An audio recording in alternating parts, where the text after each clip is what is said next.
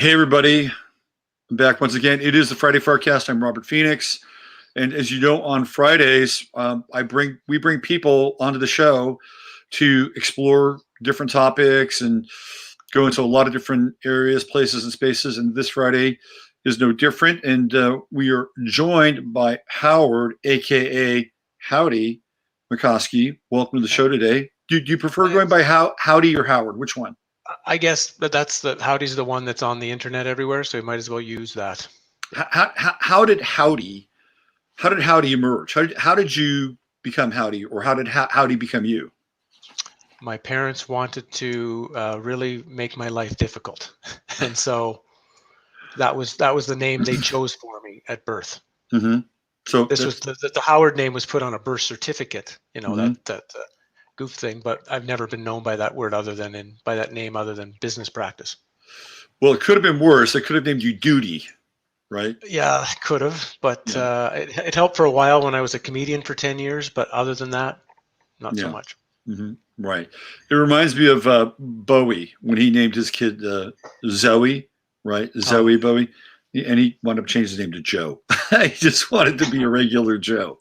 Right. So we're going to talk a lot about the World's Fairs because Howdie has a very interesting book out. Let me show you just a little bit of his literary sort of canon here. This is the one book we'll be, I think, focusing mostly on. So I'll do a little screen share here because this one seems to be very topical and timely. And it's an area of interest of mine.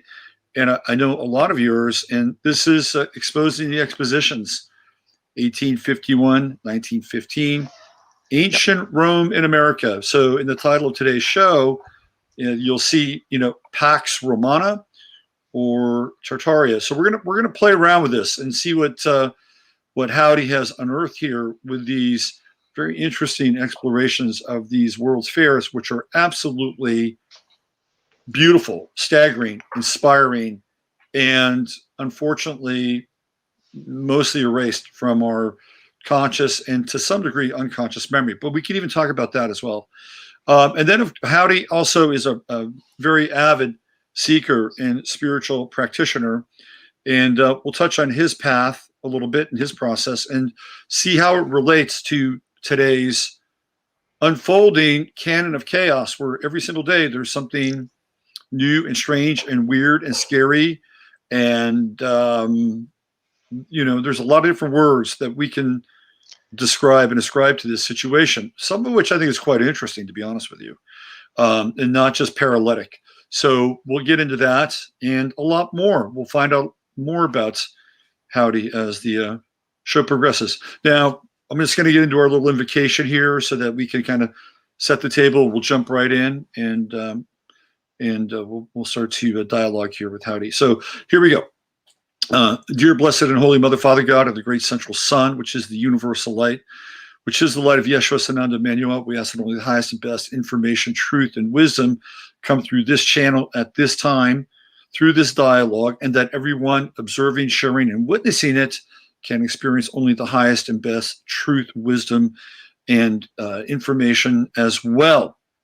And in so doing, we ask and invoke the spirit of openness and truth and discernment and honesty, expansion, enlightenment, wonder, concentration, focus, and clarity. If there's any karmic residue that needs to be removed, let it be done and disseminated, clarified, cleared away, and eliminated. All right, let's go. Let's jump into this. Welcome, Howdie. Thanks again, Robert. Good to be here. So let's have fun. Yeah, I am here. I am in Texas, and you are in another part of the world. Where are you at? Yeah, I'm in Norway. That's actually why I've got a scarf on. It helps to keep warm in the evenings here, even inside. So I've decided to dress up like Klaus Schwab today. This is my new Schwabian attire.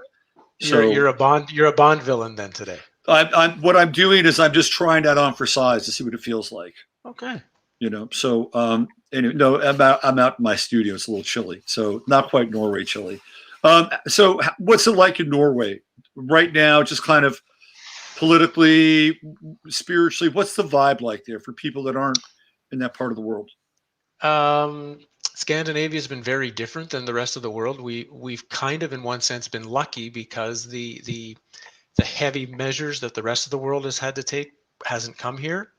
But I also think that's because the culture is so obedient in general that you don't really need to push a lot of people later on to move them where you want them to. So it's been quite hands off until like about the last couple of weeks. We're starting to see a bit more. So it's the challenge has been through my YouTube channel has been, of course, responding to a lot of people who are in really difficult situations and going through the feelings of aloneness and these feelings of depression and dealing with the world insanity around them. And so I've had to share with people that way, but thankfully in my own little world, it's been relatively normal. So what are the what are the parameters, protocols there? Do you have to walk around with a mask? Can you dine out? What are some of the things that the Norwegians are experiencing around this thing? Okay, pretty much up till say the beginning of December, there was virtually nothing. Mm-hmm. A couple of cities once in a while would shut schools for a while, or there had been the standard you were like hand washing or a few other things. It's only been like in the last month that like public transit is supposed to wear face masks. In certain cities, you're supposed to wear face masks in stores. Of course, I've never done it, and there doesn't seem to be a lot of what's the word I'm looking for. Compliance. Well, it's not. Well, the compliance is pretty good. I would say it's 50 to 60% wherever you go, Mm-hmm. or higher. Yeah. But there's no one enforcing it. That's the way. There's the word. There's no real enforcement of it. It's just the population is so compliant, they just do it. Right. That's what's amazing. That's what's amazing to me, Robert, is that technically in a lot of places you don't have to, but they're doing it anyway. Right. Well, I think we should explore that. But before we get into that, let's just put that over there for a second.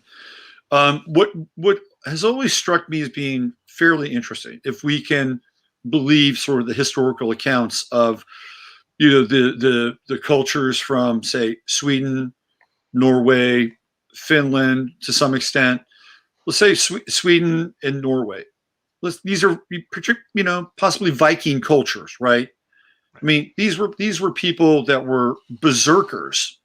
I mean, certainly the Swedes were berserkers, and they would eat the fly agaric, reindeer urine, and they'd go out and they slaughter people, and this was a culture that explored. And again, if you believe a historical narrative, took their ships to Great Britain, got into the rivers of Great Britain, and started just, knocking the shit out of Great Britain. And I think they got to, what was it, Cornwall or something like that.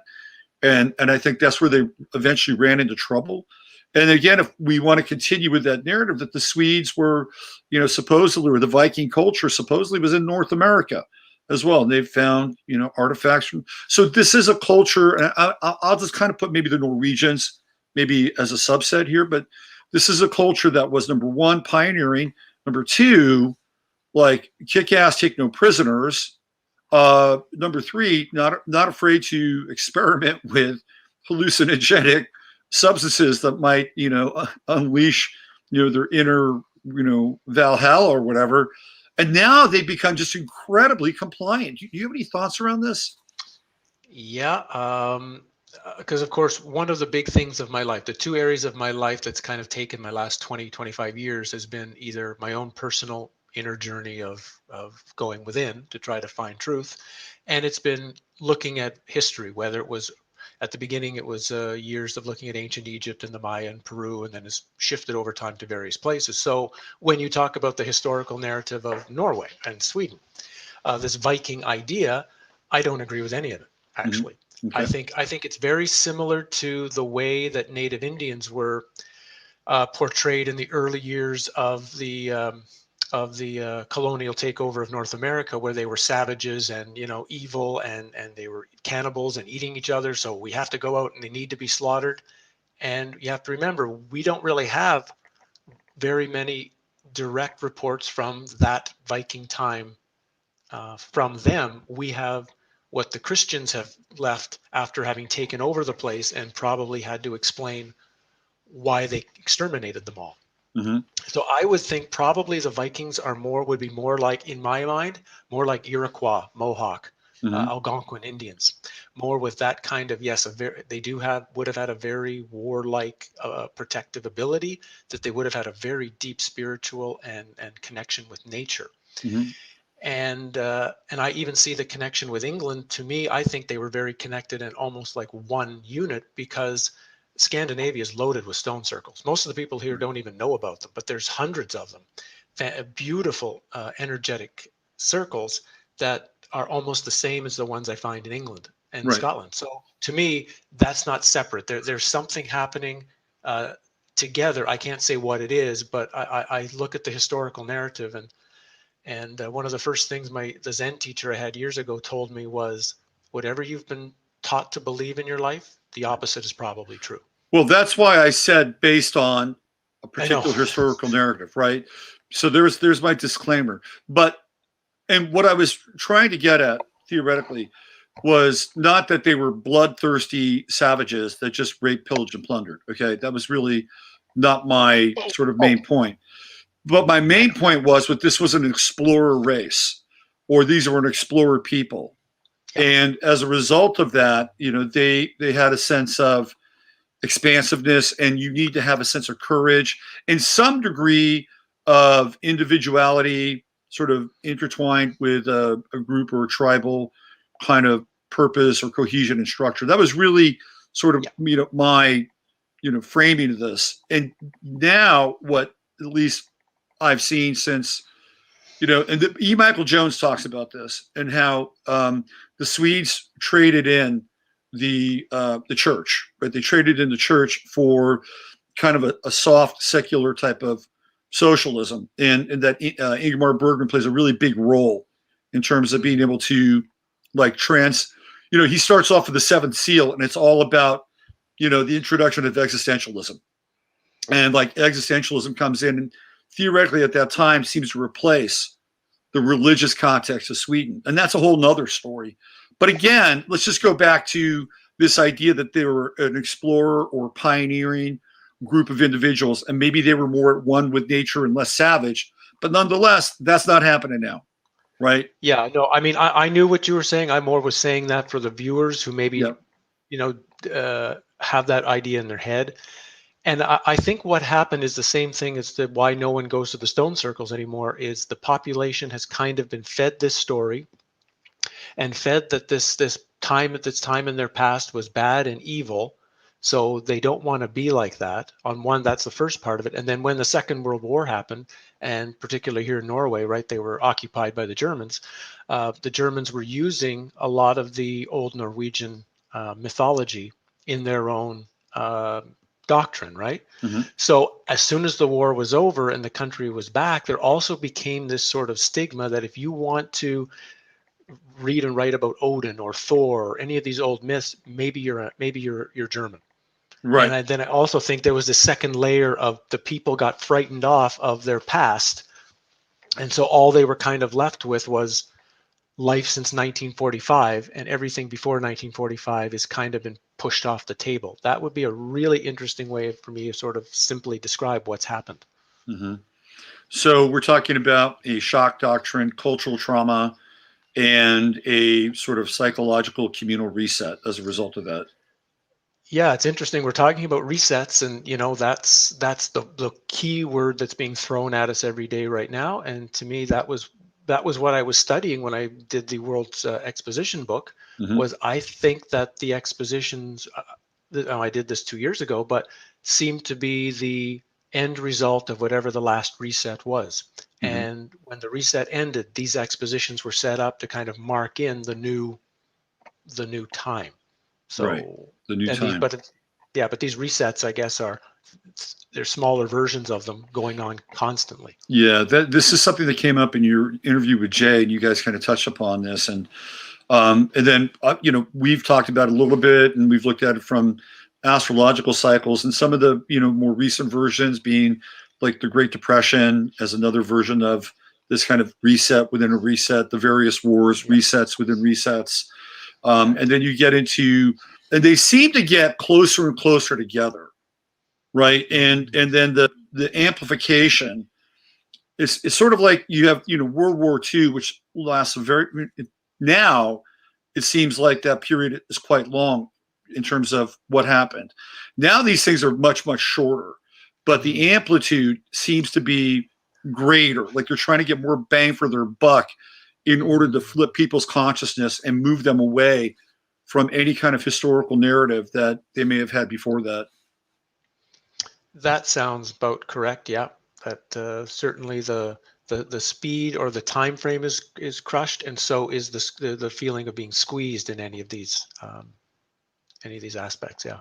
I don't know how much you're following with what's going on here in the States, but are you familiar with the suit with Texas against the Supreme Court? Do you know the next chapter now, that there are now 22 states suing Texas? Are you familiar with that part of it? No, I didn't know that part. No, that's recent.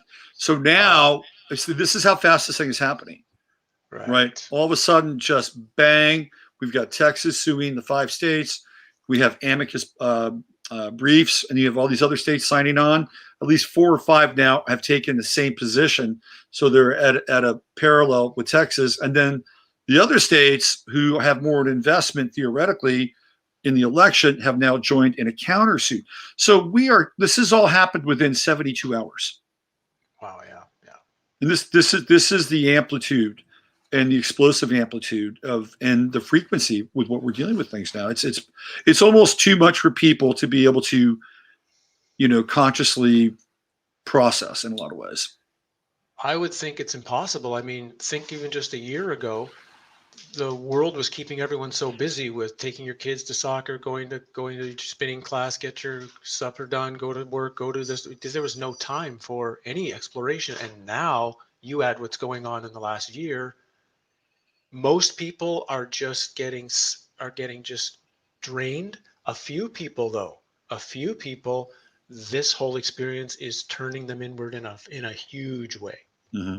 In a huge way. So for not a lot, but for some people out there, this is a massive catalyst for seeing.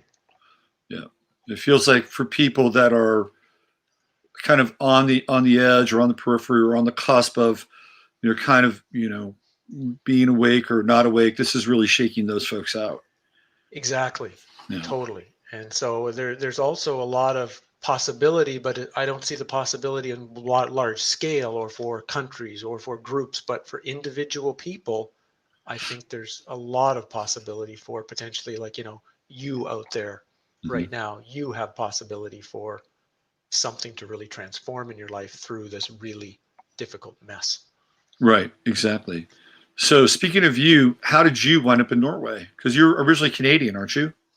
Yeah. I got married like 5 years ago, and it made more sense to live here than it was to live there. So I've had to kind of adjust. And it's been okay. Yeah, not bad. Yeah, not bad. I wouldn't say it's like living in Hawaii or something, but it's okay. So do you get a good dose of the Northern Lights up there? Do you get to check those out? Not far enough up, no. Okay. But like I say, I try to get to the stone circles down here a lot, because the energy at these sites is not the same as, of course, when I'm down in Egypt or in Mexico or something, but they still have such a charge. There's one gentleman, I was just mentioning this yesterday, who whenever he's an older guy, 75, 80 years old, and whenever his back gets really bad, like to the point that he can't walk and he can't get out of his chair, he just goes to one specific stone circle that I showed him. He stands there for about 20 minutes and his back is fine. That's great. That's great. So, have you been able to link into a community, spiritual community, or like-minded people that have the same kind of interest and same kind of reverence for something deeper? Yes and no. I mean, people who, let's say, maybe they watch one video of mine, or maybe they read something in a book or go to a lecture, so they think they know what I'm talking about. And then often once they meet me the second or third time, I start to really upset them. because now I start to say things that doesn't fit their belief structure, and eventually we start talking about the nature of reality and how real this place is, and the average, particularly we'll call them spiritual seeker, doesn't want to go there. Right. They want to go to the place where they can control their world, control their mind, be happy, be peaceful, and that's different than wanting to know answers, wanting to know who you are, where you are, and what's going on. Right. Now you had a death experience, right? Yep. Yep. And that really shaped your consciousness and your understanding of what we theoretically call reality. Yeah. Changed everything for me. Like I say, I started about 97 in the midst of a real depression, and I got pushed into studying ancient Egypt through that. And I spent about 7 or 8 years studying the ancient world really, really hard. Got lucky to meet with a Korean Zen monk and several Native Indian medicine men, and had worked really, really hard on you might say trying to know me and trying to test reality. So I spent 8 years testing the foundation of reality, and of course found out it wasn't really real. Right. And then once I got to 2005 and I had this death experience where I fell into a river in a canyon in Alberta, and in the moment of accepting being dead, because it just didn't seem there was any way I would get out, I was going over the falls, it was guaranteed death. Right. All of a sudden there was the realization of I had made sort of the classic spiritual mistake, which was to treat reality as not real, but I was still, myself was real. And it was in the death experience I realized, oh yeah, I'm not either. I've never, what I am is not this body, these mind, these thoughts, these experiences, these everything. That's not me. And yeah, so that then once I came out of that and actually, physically didn't die in the experience, just as a different kind of death. So this is metaphoric. Like you had this metaphoric, but yet powerful, profound understanding about letting go. Is that right? Yeah, that I totally, when I totally accepted being dead, it was like my mind just literally stopped. So everything I thought of as me wasn't there anymore, but there was something much, much further than me that was still operating, was still presenting information. I even call it like computer downloads showing up, because it would just be massive amounts of data just coming in all of a sudden, and all within the course of like a microsecond, not even a second. And at the same time realizing, here I was, like afterwards looking back, here I was at like the crucial moment of life, the second where you're either dying or not dying, and the thing I called my mind and thought and thinking process, well, that wasn't there. So if it wasn't going to be there at the most important part of your life, why should I be taking it so seriously in the rest of it? Right. So you have this, let's call it an awakening. Then how do you begin to sort of recollect yourself and then move forward in your life? Like if you think that there is no you and you're starting at ground zero, what happens next? That is an unbelievably important question, Robert. And it was a question I didn't ask myself properly at the time. Really, if that happens to you, you need to go through about a 1 or 2 year process of literally integrating what's just come in and figuring out how you take that back into a body, like how you embody this knowledge in a body, in a world where you, what's that Carlos Castaneda terminology, a controlled folly, where you're like you're acting even though you know you're an actor, but you still act. And I didn't do that very well. I did that very poorly, and because of that, my life got very messy, got into tremendous problems. Went through a whole bunch of illnesses that were nobody could understand, nobody could cure, nobody could fix. They just kind of all lingered there, and that was because this important part of the process. There's a reason the Zen monastery, if you have an awakening, they send you off for another year or two of more work. You're not done. Yeah. And at the time, there was no writings on it. There was no one talking about it, and so I was kind of stuck a little bit by myself. And I made rash choices that made it difficult for me. But hopefully now there's been a few people around the world who've had something similar, and I'm able to share my experience with them, and their process goes a lot easier because of the problems I had. So, okay, can I ask you maybe an example of one of those rash choices? Sure. A really good example was my first trip to Norway happened like maybe a month after I had this experience. Hmm. I went right back into the world, and I actually got lucky. There was doors that opened, and I had lectures that were starting, and all sorts of things were going on. But it wasn't the choice that was really needed, which was to be still, to really keep going within and start asking, well, what does this mean? Because the flip side of it, and for anyone who's probably gone through a really close death experience, one of the things you take with you, I'm sure you'll all remember this part of it, was this feeling of no fear. Hmm. Like literally, you have none for Hmm. anything. Now, that's positive and negative, right? The positive side of that is you act freely. You can just go and you can be adventurous, and you can just be. The negative side of that is you forget, like, if I do something stupid, there's going to be ramifications for that, and I could really hurt myself or other people from not thinking clearly just because you have no fear. Hmm. And so in that period of time, you can do really great things, and you can also make really big mistakes. Adyashanti wrote a whole book just on this period. I think Right. it was called The End of Your Life or something like that. Hmm. And he talks about how many mistakes you can make when you think you're at the point where you're not going to be making any anymore. And Right. I was the poster child of that book. Interesting. There's a really good movie that illustrates, I think, exactly what you're talking about. It's called Fearless with Jeff Bridges, and Yep. and I highly recommend that to people. It's a very powerful, very profound film, and it speaks exactly to the the I wouldn't call it a crisis, but the dynamic of the process you're talking about. Exactly. If no one could understand what I meant, if you can watch the Jeff Bridges character in that movie, that's exactly what I'm talking about. It was like when I watched it, it was like I knew whoever wrote this movie had to have a death experience, because Right. you couldn't write something this perfect without it. Yeah. Yeah. You know what's really interesting is the guy who's on the plane with him, who's his buddy, flying and they're Yep. Yep. talking. Yet that guy is the guy who played Q in Star Trek. Oh wow. So it's really interesting because in Q, of course, he's like the master of the multiverse, and Right. and he gets to mess with everybody's fate and destiny. But in that movie, sitting next to Jeff Bridges, he's mortal, he's fearful, and guess what? He dies. I thought it was a really interesting stroke of casting in a lot of ways. Hmm. Because, when we see actors, we still have these kinds of representations of who they are. And right now, Right. I don't know. It might have been pre-Q. That could be, but it was the same actor. Yeah. That really interesting.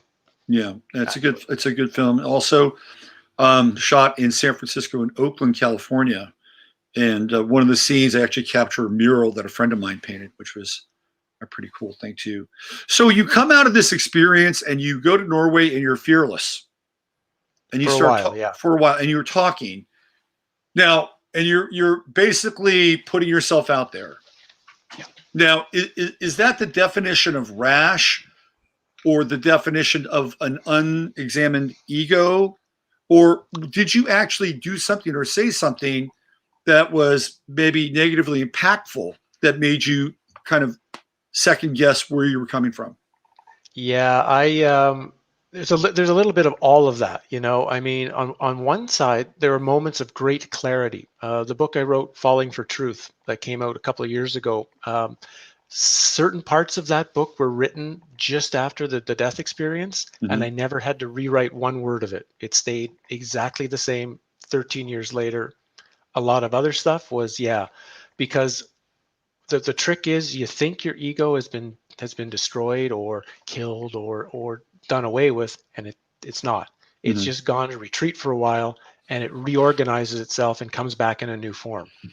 And so what happened was there would have been many times where the intention is always good. You always have this really good intention with what you're doing, Mm-hmm. but you can produce distortion in the intention.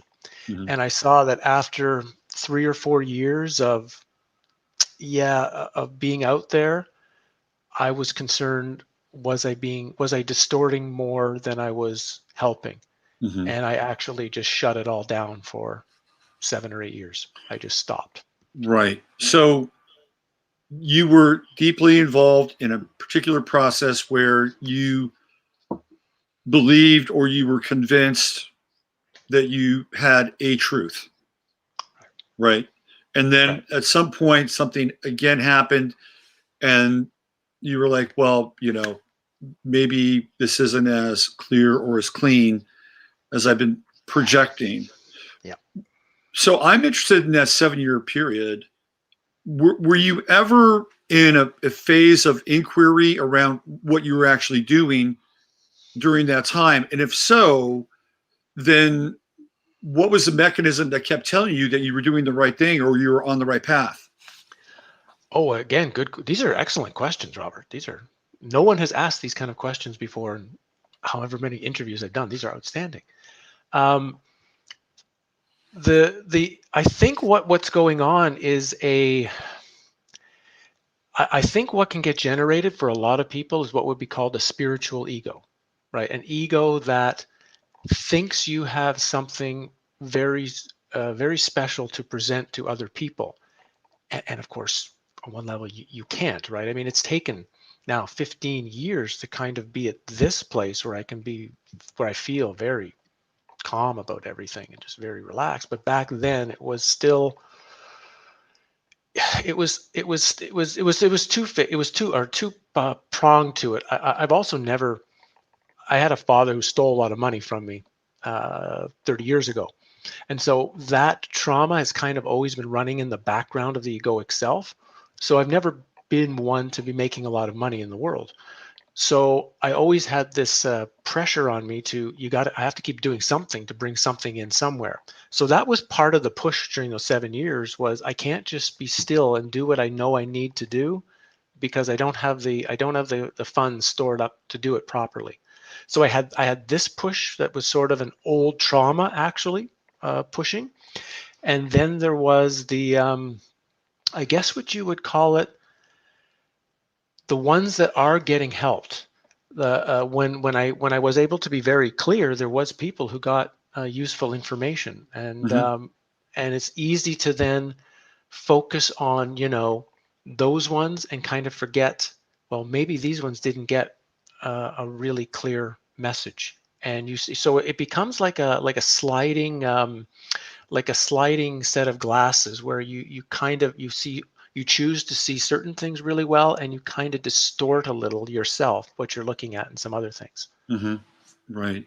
And more than likely, you were probably very effective, um, and you were getting a lot of affirmation, right? So when you get a lot of affirmation, it makes it easier to continue to do what you do. Well, everybody else is sort of, confirming what I'm doing. So therefore, it must be right or must be correct or must be helpful, right? I mean, that's probably another hook. Am I right?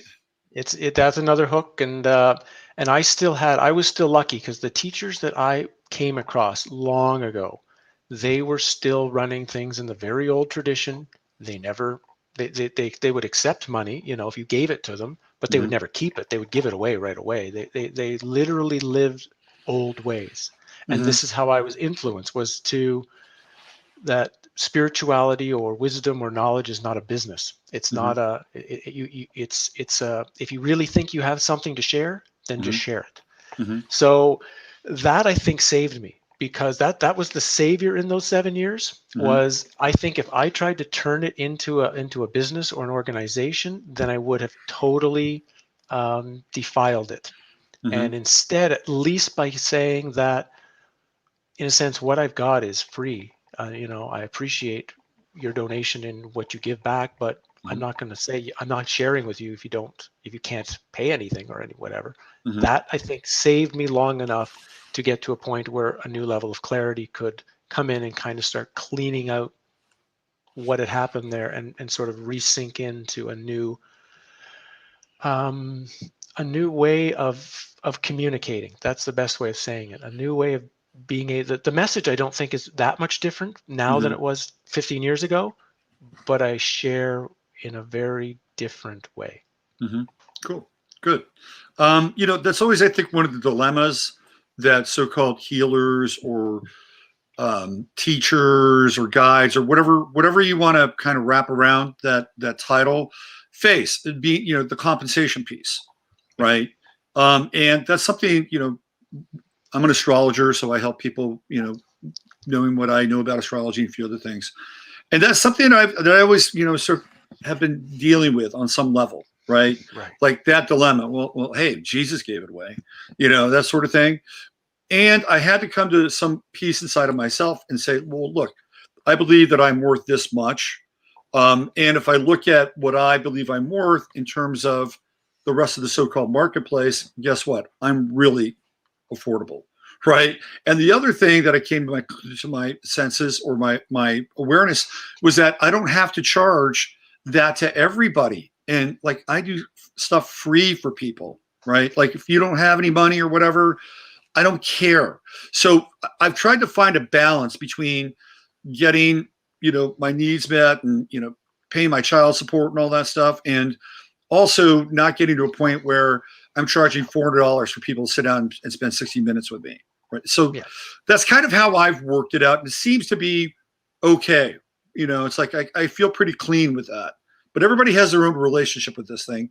And some people, God bless them, and some people like, oh, I'm worth $1,000. Hey, more power to you. At some point, I think you have to reconcile that at some level. That's just my take.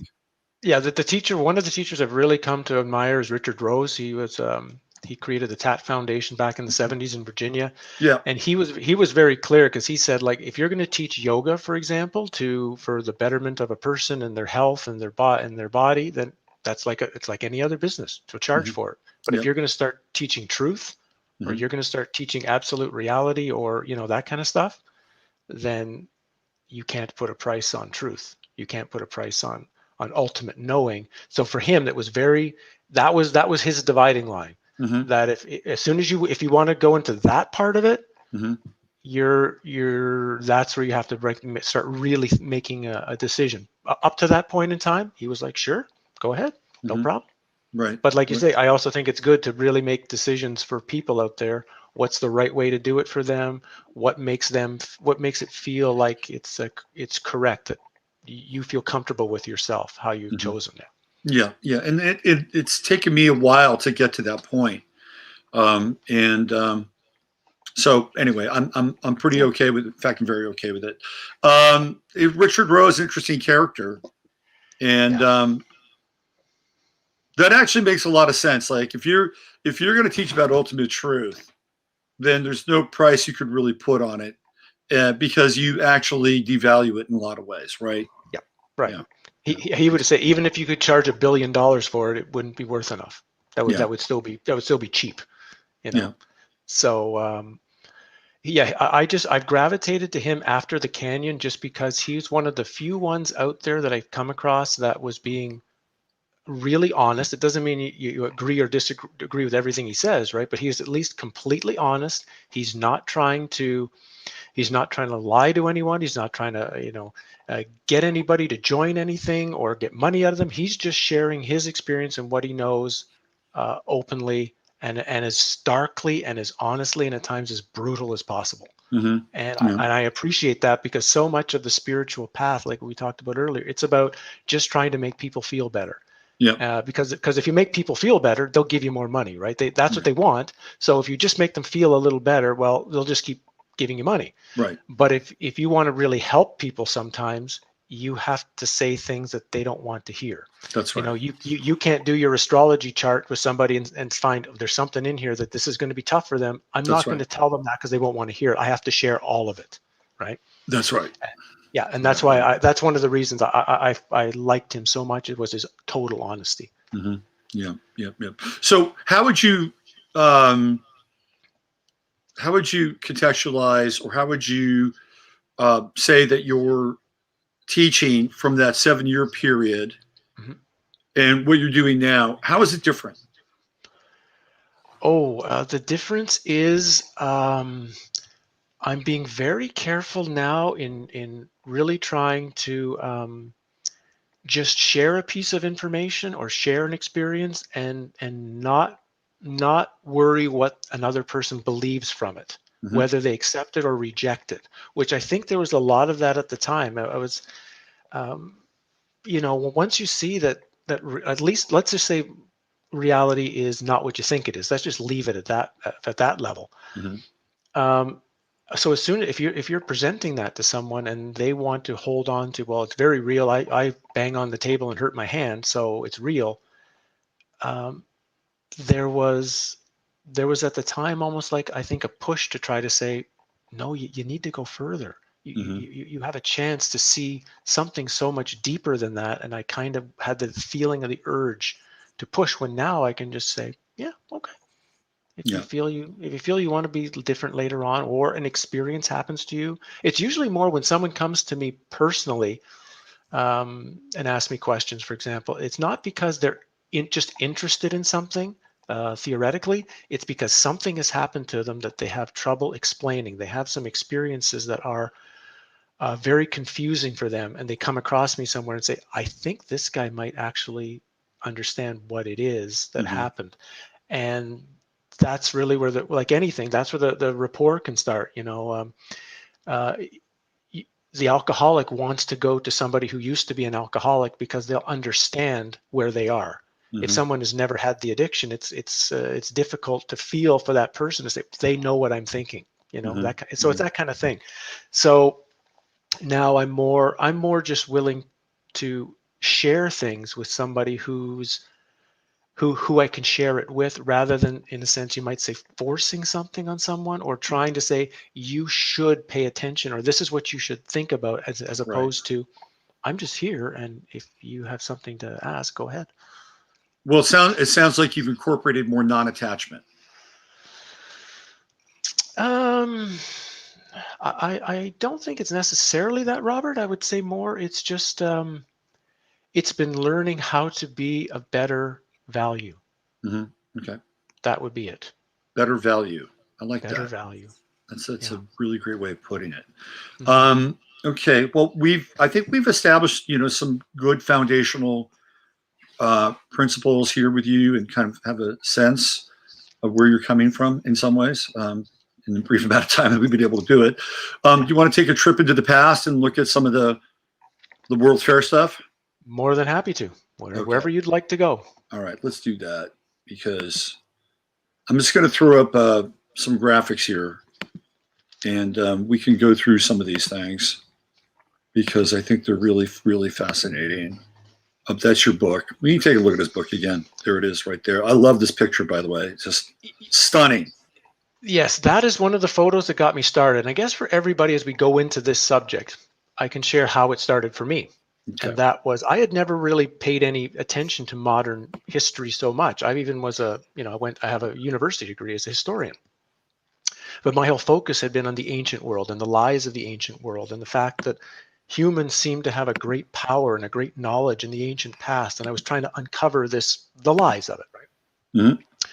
But I was in Florence about a year and a half ago, studying cathedrals and studying how the cathedrals are more like energetic machines. And in the course of coming back from that, it was like that energy pushed me into bumping into the Chicago Exposition of 1893. And that's the picture on the front of my book, for example. Or it would be also the one in the middle row with the statue there, like that one. That's a similar one of the Chicago World's Fair. Yep. And I started looking into this fair, and I mean, it's colossal. It's 700 acres of giant buildings with towers and domes and columns and statues and structures and lakes and electric trains. And, look at this. Look at this. This is what they call the White City. Like, right. And this is remarkable stuff. And the waterways and the bridges, and you're right. They have lights going on there, like completely lit up. Keep going. Completely lit up. I think you're looking at the manufacturer's building there. That building was, I think, 30 acres just in itself, and could house 300,000 people. Oh, no, that's actually not the manufacturer's building. So the manufacturer's building is bigger than that one. But anyway, they've got 700 acres of this fair. The fair lost money. Oh, well, first they claim it was built in 2 years from scratch on a swamp, built in 2 years from scratch. And then as soon as it's over, loses a massive amount of money. And then in this case, it all burns down and there's nothing left of it except one building. So that got me curious. I was like, this is weird. And then I looked into it more. And the same thing happens in Philadelphia and St. Louis and Buffalo and Portland and Seattle and San Francisco and Omaha and Nashville. And it doesn't matter where you, and then around the world, doesn't matter, it's Copenhagen, Milan, Berlin, Australia, into Asia, where they build these giant, massive fairs in record amounts of time, and then usually bring in dynamite crews and would blow them up as soon as they were finished. Yeah. And that just spoke to me right away. There's something hugely wrong with this story. Yeah. Here we go. This is, it looks like the Paris World's Fair. That was the 1899 World's Fair. Yeah, they actually supposedly built the Eiffel Tower for that fair. Supposedly. And I mean, that's all of it. What you're looking at, that was supposedly built for the World's Fair. It's not like it's supposed to have been there. They built it. And this is where it started to get really real for me. When I finally started, I think maybe I should write a book on this, because there were some good YouTube channels out there that were discussing this kind of, in a 15, 20-minute video, but I felt this needed a really deep look. And so I went to a building contractor and I showed him photos of the Chicago Exposition. And first what the hell is this? And I explained to him kind of what it is. And I said, could you build this today? And he said, well, yeah, we could build this. I said, how long would it take? He said, I've got unlimited funds and unlimited guys. Yeah. Okay. He says, I need 2 years to plan it, because this is such a massive project. We're going to have to really go through the detail of it for 2 years. Then for 2 years, we're going to do all the landscaping. We're going to build the waterways. We're going to, get the bridges. We're going to get all that stuff in. And then to build the buildings, 8 to 10 to 12 years, something like that. So he said, about 15 years is what I need with modern machines and 50 or 60,000 people. 15 years. Modern machines. Roughly. Modern machines. That's this is a guy who does it for a living. Right. And then I asked him, well, then how did they do this in 1891 in 2 years? And his only answer was, well, it's impossible. Interesting. So then I took him. I'll just give you one more thing, and then you can take it wherever you want. I showed him the best supposed construction photos we have is of the 1904 St. Louis World's Fair. And those construction photos are so bizarre because it's usually a completed building, a beautiful completed Greco-Roman style building with scaffolding on it, on the outside of it, and 1 or 2 guys standing there with a ladder. And there's nothing else around it, just like, dirt. And the first thing he said to me was, there's nothing going on here. There's no materials close to the site that you're going to need to be building this. There's no, where's the roadway that you're going to be transporting the materials in? Right. You're probably talking 50 or 60,000 people. So where are the bathrooms for these guys to go? Where is even a discarded like apple or a coffee cup laying on the ground from somebody's lunch? Right. He said, what I'm seeing here, no one has been anywhere close to this place for like a year. Right. And this is supposed to be part of a 2-year mass construction project to build 1,200 acres of the St. Louis World's Fair. And roughly globally within the same time frame. Yeah, it's all happening between roughly 1880 and 1915. These things are just going everywhere. Right. And even in Chicago. In Chicago, it's like they're not just building the fair at the same time. Well, they're building the Chicago University right beside it at the same time, and all Gothic architecture. They're building the brand new public library downtown that looks like the Parthenon. They're building all of these other structures at the same time, because I guess 700 acres for the World's Fair is not a problem, So real quick, I want to touch on that. What's going on here with the Eiffel Tower? Now, supposedly, this is a picture where it's depicting construction. Have you run across this? And yep. All right, so what's going on here, and how do we rationalize that with this? Yeah, so the first question to ask, I didn't mention it too much in the book. I just touched on it, but the question first is, okay, they're having, if this is a construction photo, and we're talking what's called vanilla skies, right, where it looks like things have been sort of whited out in parts of the photograph. So the sky doesn't really look like a real sky. So is anything covered? But if you're looking at that as a construction worker, how are they getting the materials up to the next level to build? Good question. There's nothing that appears to be any kind of proper cranes or equipment that can actually lift anything. That's one.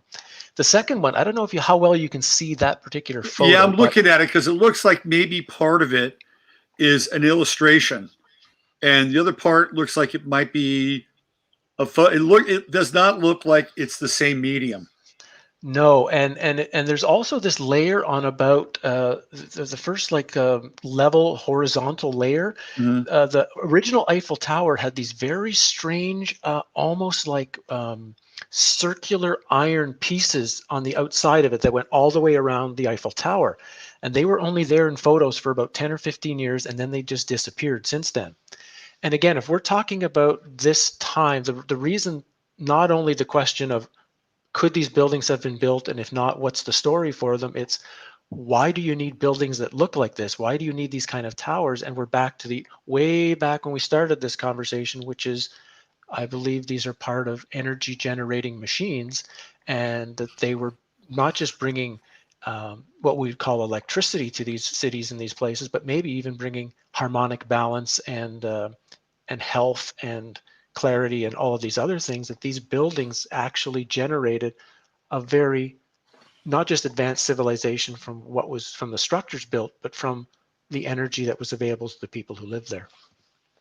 Okay, so what this appears to me, and again, I could be completely wrong here, but this appears to me as if this is a Eiffel Tower like structure, but maybe not the Eiffel Tower.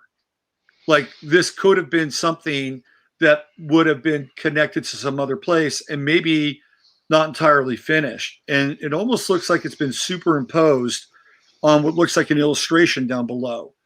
I mean, if I were to try to describe this or rationalize this, that's kind of what I would say. Although with the Vanilla Sky piece, you're saying that perhaps the photo itself had been doctored. Is that right? Yeah, maybe. When your next one, when you go in, do the next one you go through is like St. Louis World's Fair construction or something, Okay. and we'll see if we get any straight, because that's the one that has the most construction photos. But Okay. while you're doing that, yeah, the Eiffel towers seem to be same as an Egyptian obelisk, right? Right. An item that can bring above and below together. So it's bringing the energy of the earth up, it's bringing the energy of the sky down, where it's vibrating in the middle. It's a telluric object, right? This is Right. what we're talking about. Yeah. Right. And Yeah. so for me, the Eiffel Tower had to have been originally, and probably still is, an energy generating machine. Mm-hmm. Right. So yeah.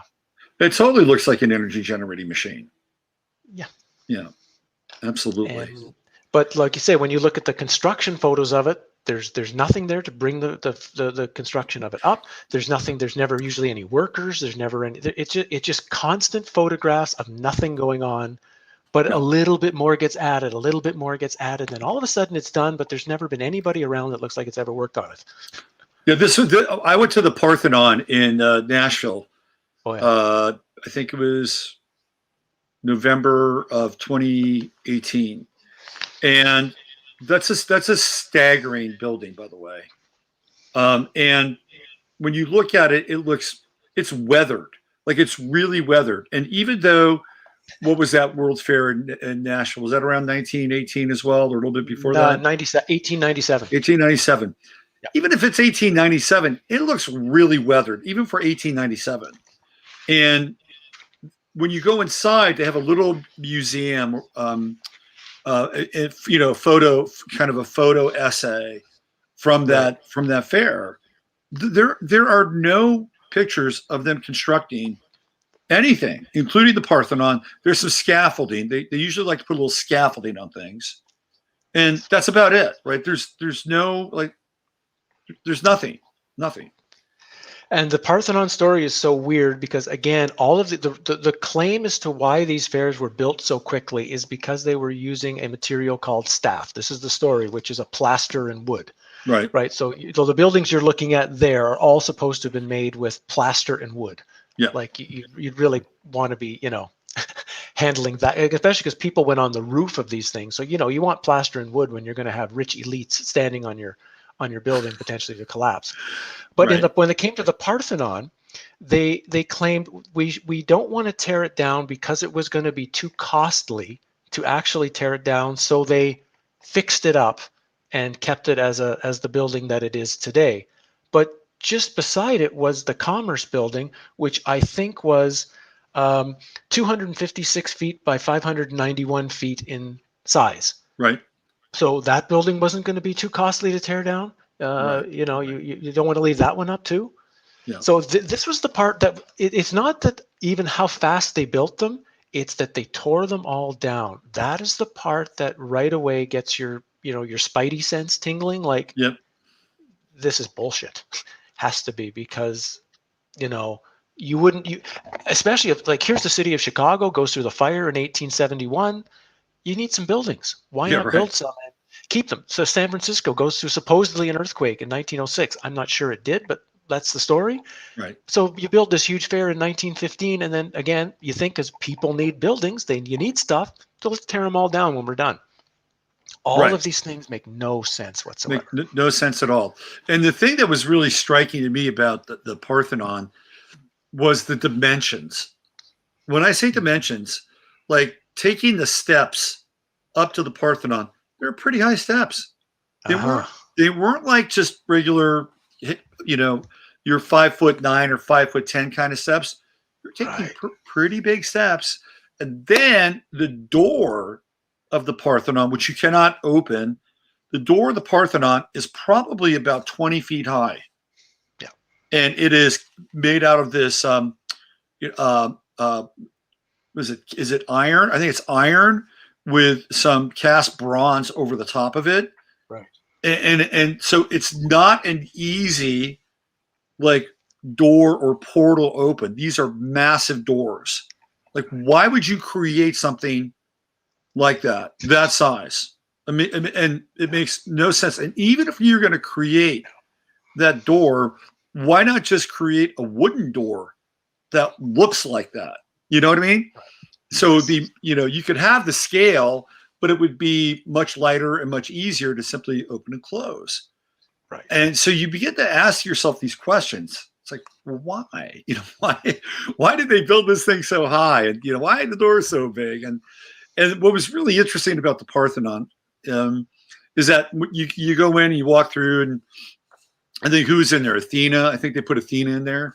Yes. And then right at the edge of the sort of back door, they have two griffins. Now the griffins are, I think they're sort of like plaster, the cast plaster. So I don't think that the griffins are, you know, created out of antiquity.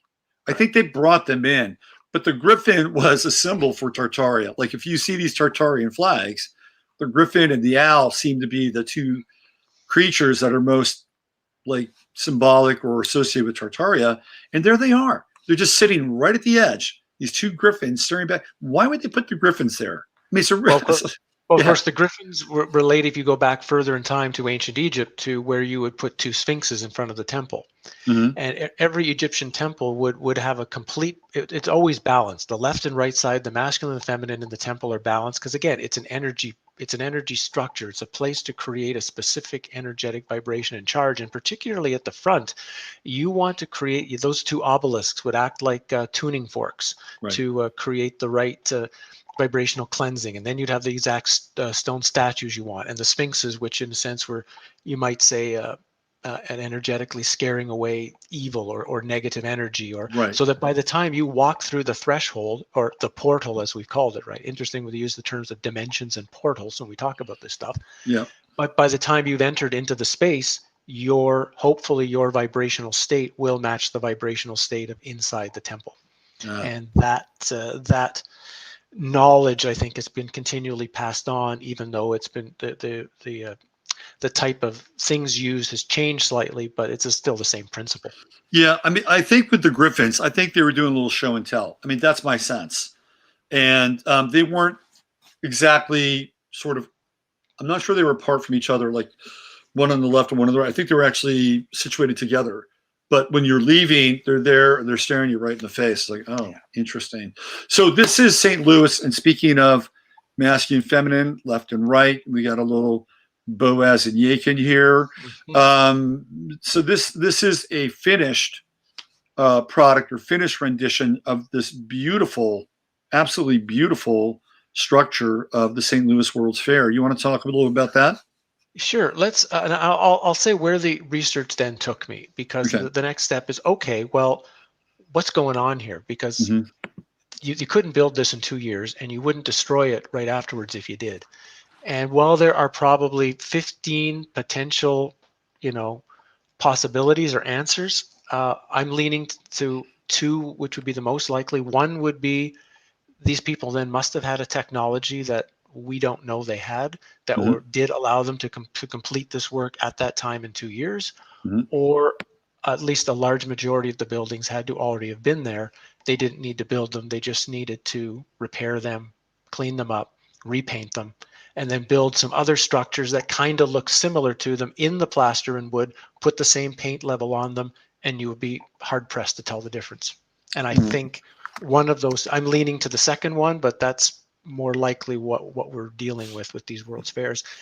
And on the second level is, well, why even have them? Because again, like I was saying, they're so strange. I mean, if you actually go into the detail of what happened at these fairs, they're beyond bizarre.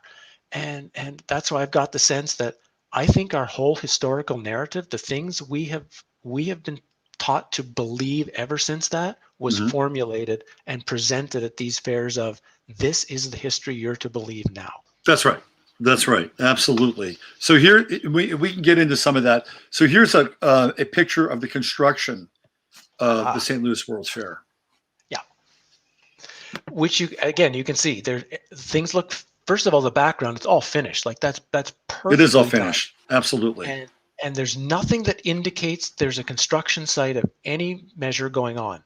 Right. No building materials, no nothing. And now I'm having trouble seeing the photo, but is that like sort of like a simplistic structure built in the front of that? Is that what that is? Kind Let of me like make a, sure we're on the same page here. So I'm going to go back to Spreaker. No, we're not on the same page. So I'm going to get out of. So I blew that up. So let me get out of the screen share mode here and just go right to that picture so I can give you a better view of it. So this is what you're seeing right here. yeah, so this one, so you can see that's probably a recent building in the front. They probably really did construct some of that, right? These are Yeah, recent. I would yeah, agree with that. those are recent. But again, you see nothing in the design structure of what's recent that matches anything of the same kind of quality of what's behind it, and you've got this just nothing going on. Like, where is your materials? Where is your building site? Where are the guys going to go to get their lunch? Where is, like, how many Absolutely. guys in 1904 do you need just to dig out the landscape just with shovels to, they don't have bulldozers. You got to dig this with shovels. Right. So where's that going? Where's all the mounds of dirt? Where's the picture just looks totally fraudulent as a construction And photo. how many people do we see here? Yeah. Right? Like, yeah, none. Oh yeah, that's a bustling work crew, isn't it? Totally. You'll see this again and again and again with every construction photo you look at for almost all of these fairs. Now, Right. every once in a while, you will get a photo, honestly, of a wooden or plaster building being constructed. I've seen them. And yeah, Yeah. and so that's why I know for sure there had to be some, that it's not like, oh, the whole fair was there and they just, dug it up like some people try to say. No, I think there were maybe only 10 or 15 real buildings, and that's all you need. You could potentially get the rest of it done in quite record time if you don't have to, if you can build the rest of it quite cheaply. But even some of the fairs, like, because every state had a building and they were Hmm. beautiful. Every country came in the world and they had buildings for them. You've got the Midway and all the rides that are on the Midway and the things that are happening there. Hmm. You've got cultural centers. You've got auditoriums. You've got amphitheaters that, of course, always look like the Circus Maximus in Rome. Hmm. um, how much of it is genuine, how much is not? I would love to be able to dig through the landfills wherever they claim this stuff was all dumped after they destroy it, Hmm. and see how much of this is actually disintegrated and eroded, and how much is still marble and alabaster stone that still, hasn't eroded in 100 years. Hmm. Yeah. Yeah. So let's just discuss some of the logistics for this thing. Sure. Let's talk about money, right? The money that it would require to produce the materials, to hire the workers, right? And I looked at some of the budgets. I think it was for the Chicago World's Fair. It's like astronomical. It's Yeah. astronomical. So this is supposedly a developing country with not a ton of resources, or they're there, but they're not necessarily being tapped and mined and whatever. And that's just for one fair. We're talking all across the country, and we're talking all across the planet. Like, the amount of money to create these fairs is astronomical. Like, where are they getting the money, and why would somebody invest all that money just to rip them down 2 or 3 years later? And that every fair lost astronomical sums of money. It's not like they were making money. They were, the Philadelphia Fair, I think, lost $4 million. In 1876, that's a lot of money. And then they keep making them. Now, one thing that we know about rich elite people, the way they make money is they make sure they don't lose it in anything. That's right. Usually they're using other people's money, so that if they do lose money, it's their money, not their own. But if they do make money, they'll make their money and they'll give some of that back. Yeah. So if something keeps losing money over and over again, that stops. They just stop that project. Unless you're Netflix, then that's a whole different story. Discontinued. Yeah. So it tells you that there's a whole nother reason for what's going on. And then you add not just how much money it takes, but then you have the architects. The people in charge of building these things generally are people who have no architectural experience whatsoever and have literally either just come out of school where they took a couple of courses in it, or their brother had done something sometime, and lo and behold, these are the guys who become the main architects of these fairs. Right, exactly. And it's not just the architects. Now you have to have a highly skilled workforce. Right. Mm-hmm. This is, because when you look at the finish and the detail and the stuff, not everybody can do this. So one of the fairs that I spent a lot of time looking at was the San Francisco World's Fair, because I'm from the Bay Area and I used to hang out at the Palace of Fine Arts all the time, I just used to go there because I wanted to be around that structure. I loved it. Right. But when you think about it, right, so the rationale here's how the rationale gets unpacked. Okay, well, there were a bunch of workers from China. There were a lot of Chinese that were in San Francisco during that time, and they were the ones that were building these structures. And it was like the Italians who were there in San Francisco. How do Italians communicate with first generation Chinese in order to get them to carry out such exquisite detail? I'm sorry, I'm not saying it can't happen, but and you also, I think, have to get into the mindset of how people were treated during that particular time. People weren't treated all that well. People were treated like livestock.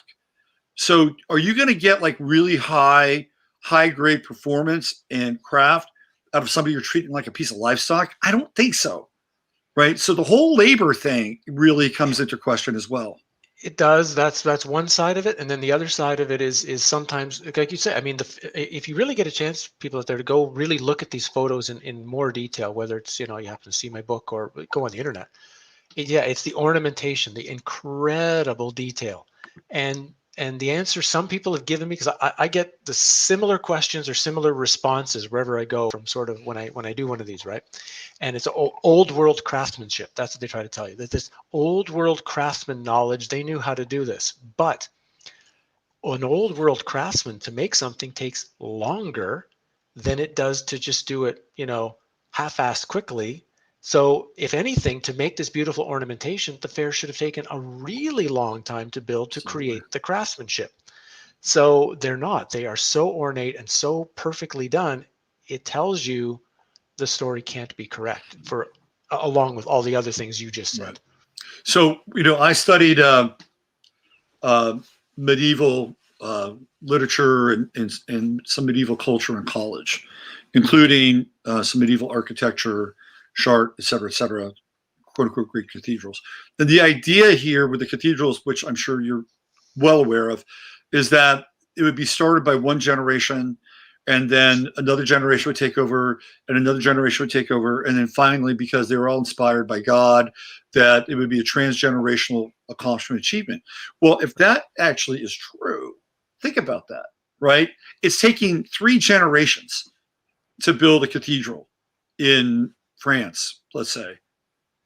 I mean, then you transpose that to the World's Fair. And even though perhaps techniques might have been modernized a bit and the time scale could be shrunken somewhat, there's still a lot of fuzzy math, a lot of fuzzy logic between those two worlds. We've got a piece of roadway down by where I live in the middle of the town. It's going to be maybe, I don't know, half a football field long, maybe a football field long of work that they have to widen the road. Modern machines, modern equipment, modern whatever. It's been 3 months. They're still not done. And my joke to my wife when we drive by, oh, we should get the guys who did the Chicago World's Fair. They'd have this done in an hour.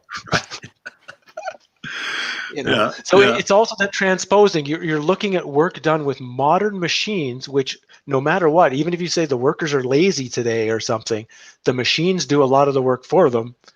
So that kind of gets lost on a lot of people. It's that idea of how much building material do you need to say build the St. Louis World's Fair, the San Francisco World's Fair?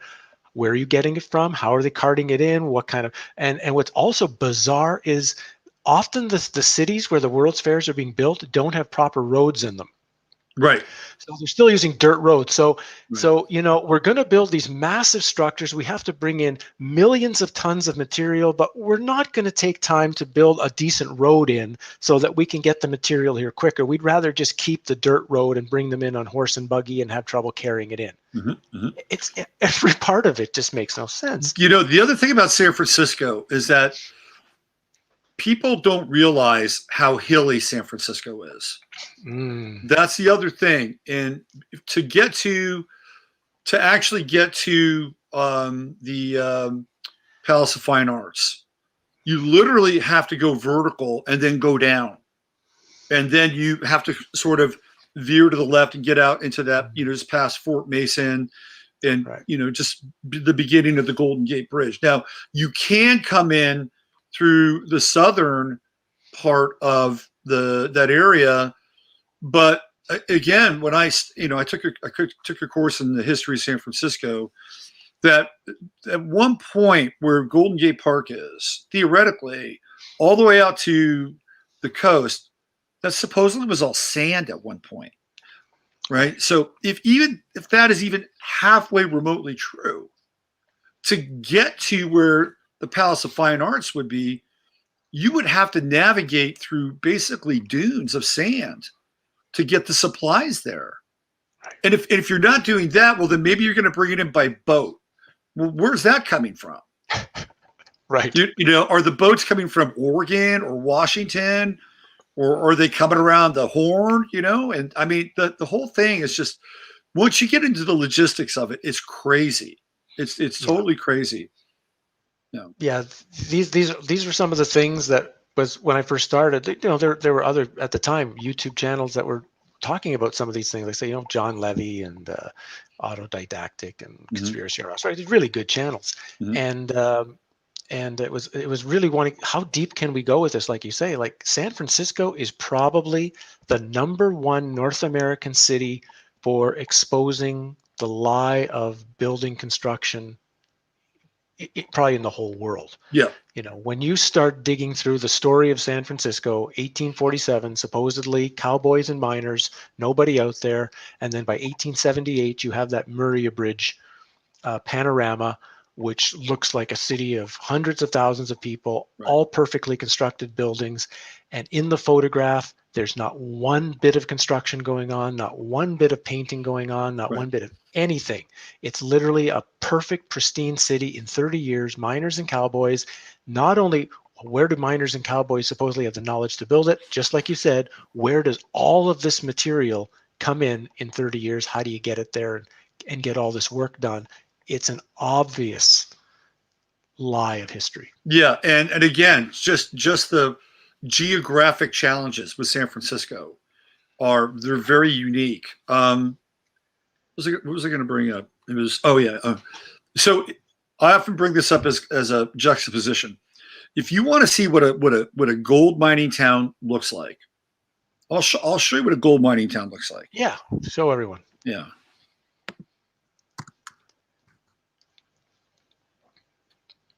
But that's another one of the things, people, while you're looking for that, go look up that. Either I have a video on that San Francisco painting or a San Francisco panorama on my YouTube channel, or just look up like San Francisco panorama 1878, and you will see this 7-shot viewpoint, circular viewpoint of San Francisco. That's incredible. Yep. Here we go. And now, so Robert's going to show us what a mining town looks like.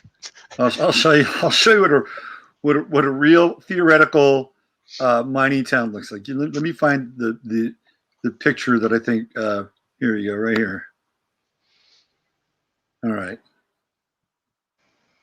Let me show you. Give me a second. And I'll show a few more just to make sure that I'm not like skewing this. This is Deadwood, South Dakota. Like, right. This is what a mining town looks like. It is rough. Look at that. That is a mining town. This is not San Francisco circa 1850. No. This is the real deal. And one of the things that was always interesting about Deadwood is that it always seemed to be muddy. Like there was always this kind of a fluvial runoff with Deadwood, as if they were, still dealing with some there it is. I mean, there you go. Yeah, perfect. That is a mining town. That's a mining town. That is not San Francisco. That is not San Francisco, no. Yeah. So if you want a juxtaposition, there's your juxtaposition. Okay, will this come through on my camera? The photo on this page, is that coming through fairly clear? Hold on a second. Let me see. Yeah, I've got to get back to you. Let's put that one up because Let's I know see. I can get it. Can you? If I get that close to the camera, that is supposed to be. That is supposed to be San Francisco in 1850. Mm-hmm. So you just showed Deadwood, mining town. There's San Francisco with this Greco-Roman giant building on the one side of it. Right. Because that's as you can see, miners and cowboys are very focused on getting Parthenon-looking structures up as the first thing they do. Yeah, I mean, their lives would not be complete without it. So I'm gonna put up these images, and maybe it's going to be a little easier for people to see. Yeah, is exactly what we're talking about here. So what do we have here? And the reason this is important for everyone listening is because it's not just the World's Fairs you have to start digging into. You have to dig into the history of the cities that have them and start to see that the history of the city and the building of that is as crazy as the fairs themselves. And if you're living in the United States, you do have some great opportunities because you have in every state usually a state capitol building that looks like it should be sitting, in the Vatican. It is large and beautiful and dome shaped and usually has a golden statue on top, and the interior is and they're usually building this in 1830 when there's the city has 1,000 people or something. Right. So go look at that and go look at the story of whether you're Iowa or you're in South Dakota or it doesn't matter. Your Capitol building will just be so out of place for the time frame it was supposed to be being built in and who should have been available to build it. Right. It's right there where you live. These you don't have to go and look a far distance. You can, wherever you live, literally, you drive 30 minutes and you're going to find a structure you can't explain. Right.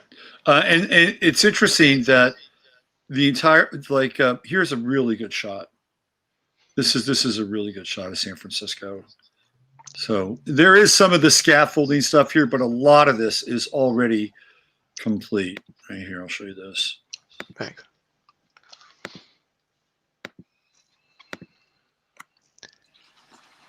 Look at this. And so what year are they saying this is from? This is, let's see, what do we have here?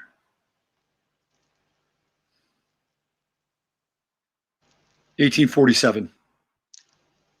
They're saying this is 1847. That's the plan. That was the plan that was drawn up in 1847. And this is depicted in 1849. That's 1849.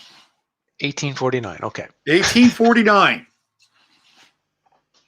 Right. Yeah. I guess is this like Plymouth Square or something? Is that what that's supposed to be? This is Union Square.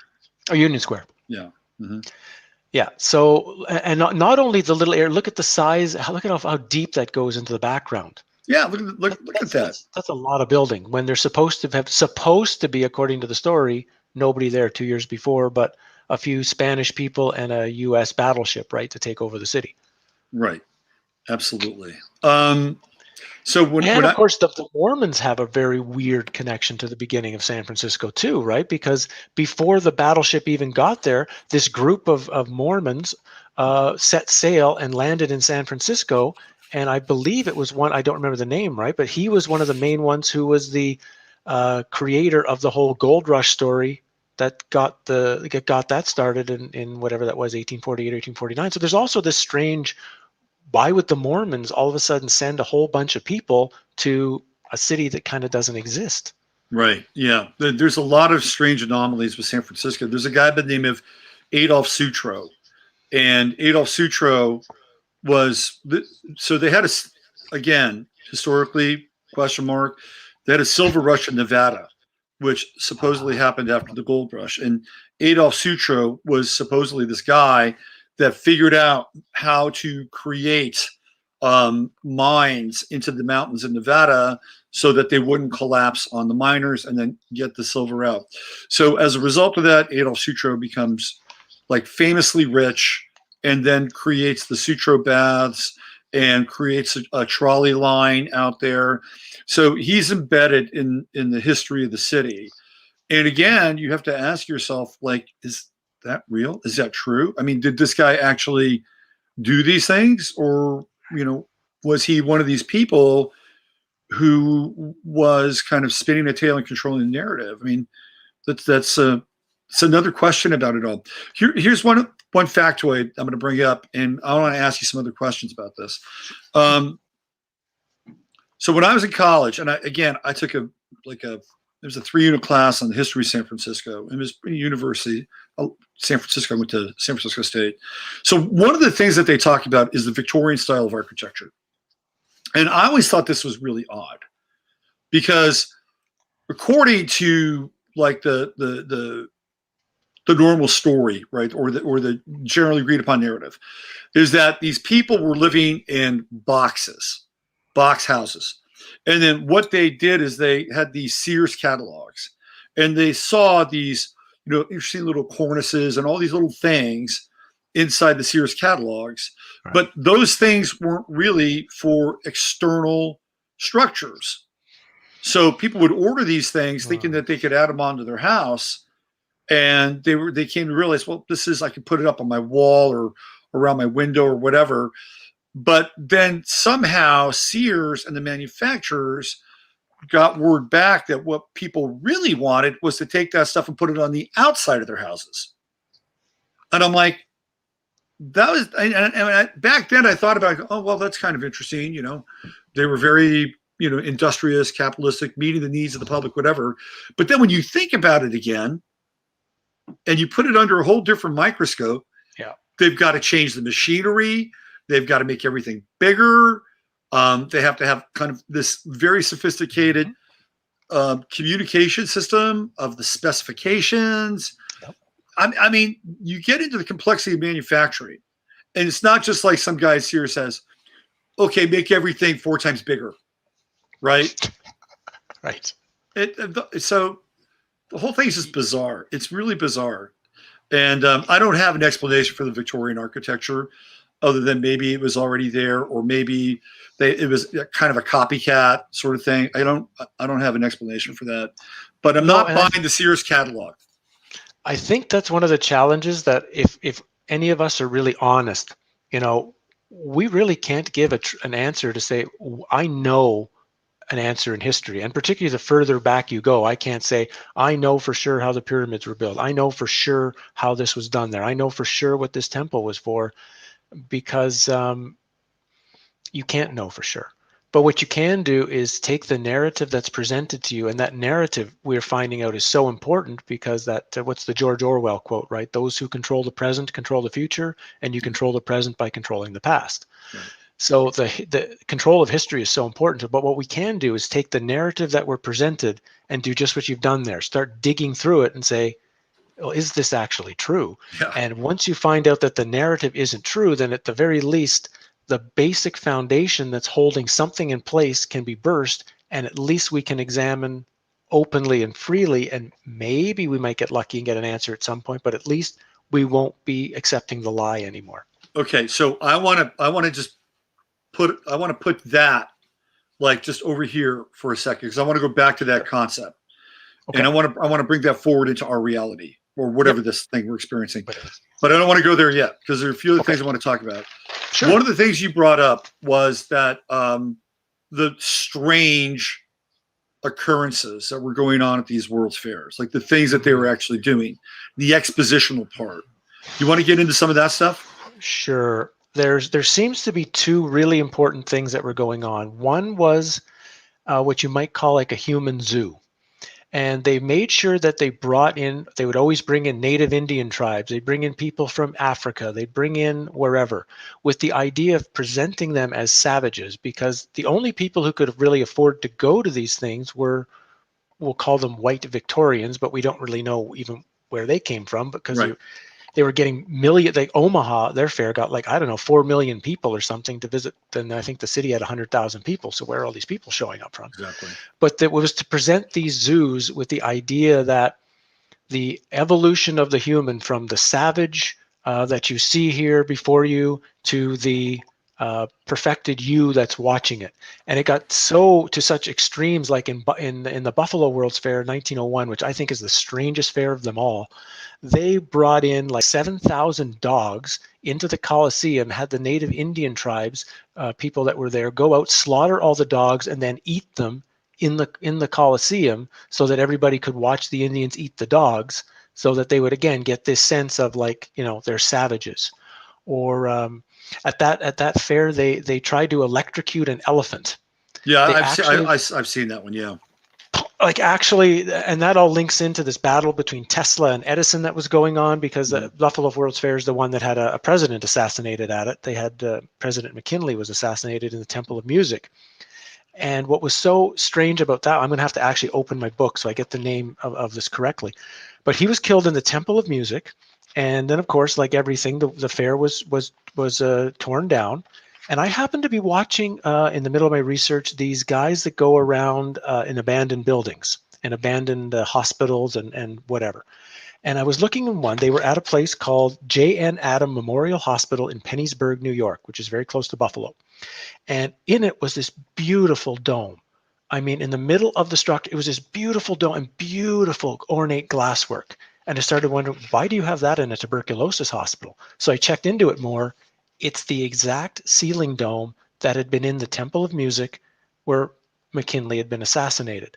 And in fact, the Buffalo mayor, Mayor Adam had kept the glass somehow and then donated it to the hospital for the start of their thing. So it's like he kept a souvenir of the assassination and then used it in the building of this new space. So that's, I mean, everything you look into these fairs has an element of strange on top of it. Macabre and strange. A lot of people are familiar with the incubators at the Chicago World's Fair. Did you run across that? They're at almost every fair. Yeah. Almost every single one had this thing, and it was like one of the largest attractions at the fair was people to go and see these baby incubators.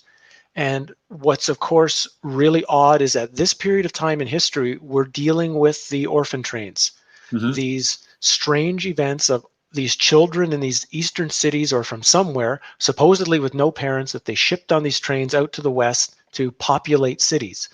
But where did these children come from? What happened to their parents? It's never explained. At the same time, they're building giant insane asylums all over the world, building them. But when you look at these insane asylums, they're bigger than the Medici palaces I would see in Florence. They're just huge and they're beautiful, ornate structures. So where are all these insane people coming at this time? And I'm starting to put the two and two together. We're at a period of time where the old world had been somehow destroyed in whatever way you want to say it got destroyed. They're repopulating it with children who can be easily indoctrinated, can easily be have a message you want believed, and anyone who still doesn't want to believe the message, well, they're insane. We put them away in these buildings and get them away from everyone else. It seems like the missing piece of the puzzle with that, doesn't it? It's weird because all of these things fit together Mhm. at the time frame. There's so many odd things going on in the 1800s, and somebody back on the when the website stolenhistory.org was still running, there was a guy who sort of saying, if you look back to almost everything in our modern world, the way it's structured now, every sort of part of society, the money structure, the law thing, it's really actually had its main formation somewhere in the 1800s. Mhm. Yeah. So it's also quite bizarre that this 100-year period, which doesn't get a lot of focus because it doesn't seem to have as much romance in it, except for the Civil War. We have the destruction of native Indians. We have that kind of gets told, but everything else is just kind of this blur.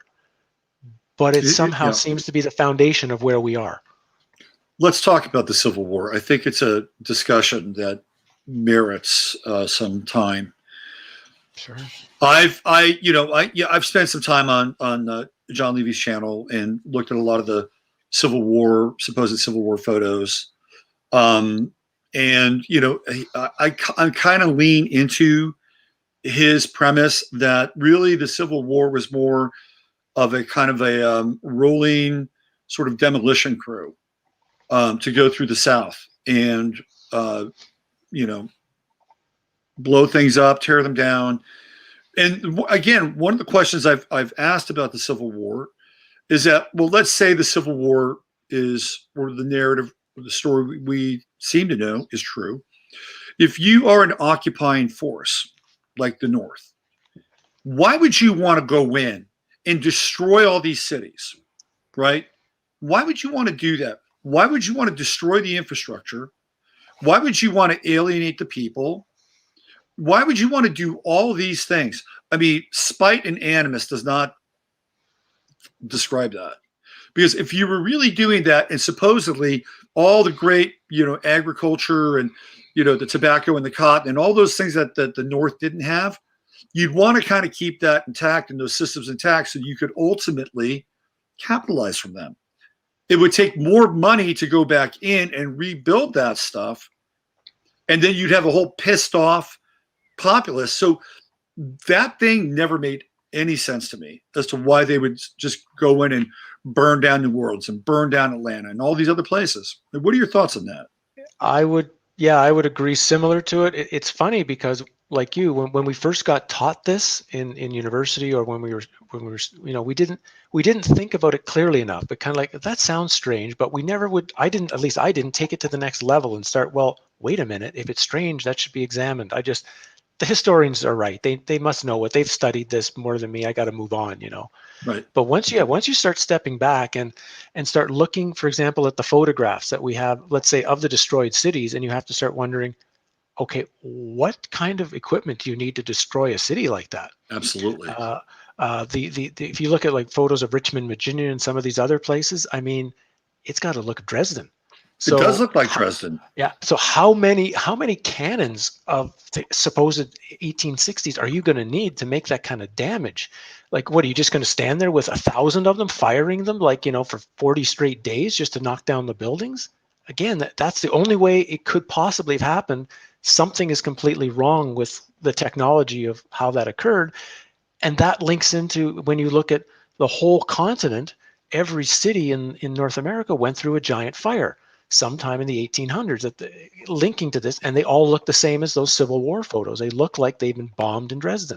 So what are we looking at? Are the Civil War photos and the fires in like Boston and Chicago and wherever else, Baltimore, it doesn't matter what city, are we looking at the same event? Are we looking at something that is one separate thing? Are we looking at different things that happen in different eras? So your questions about this in the Civil War begin to blow out into even larger questions. Exactly. I mean, look at this.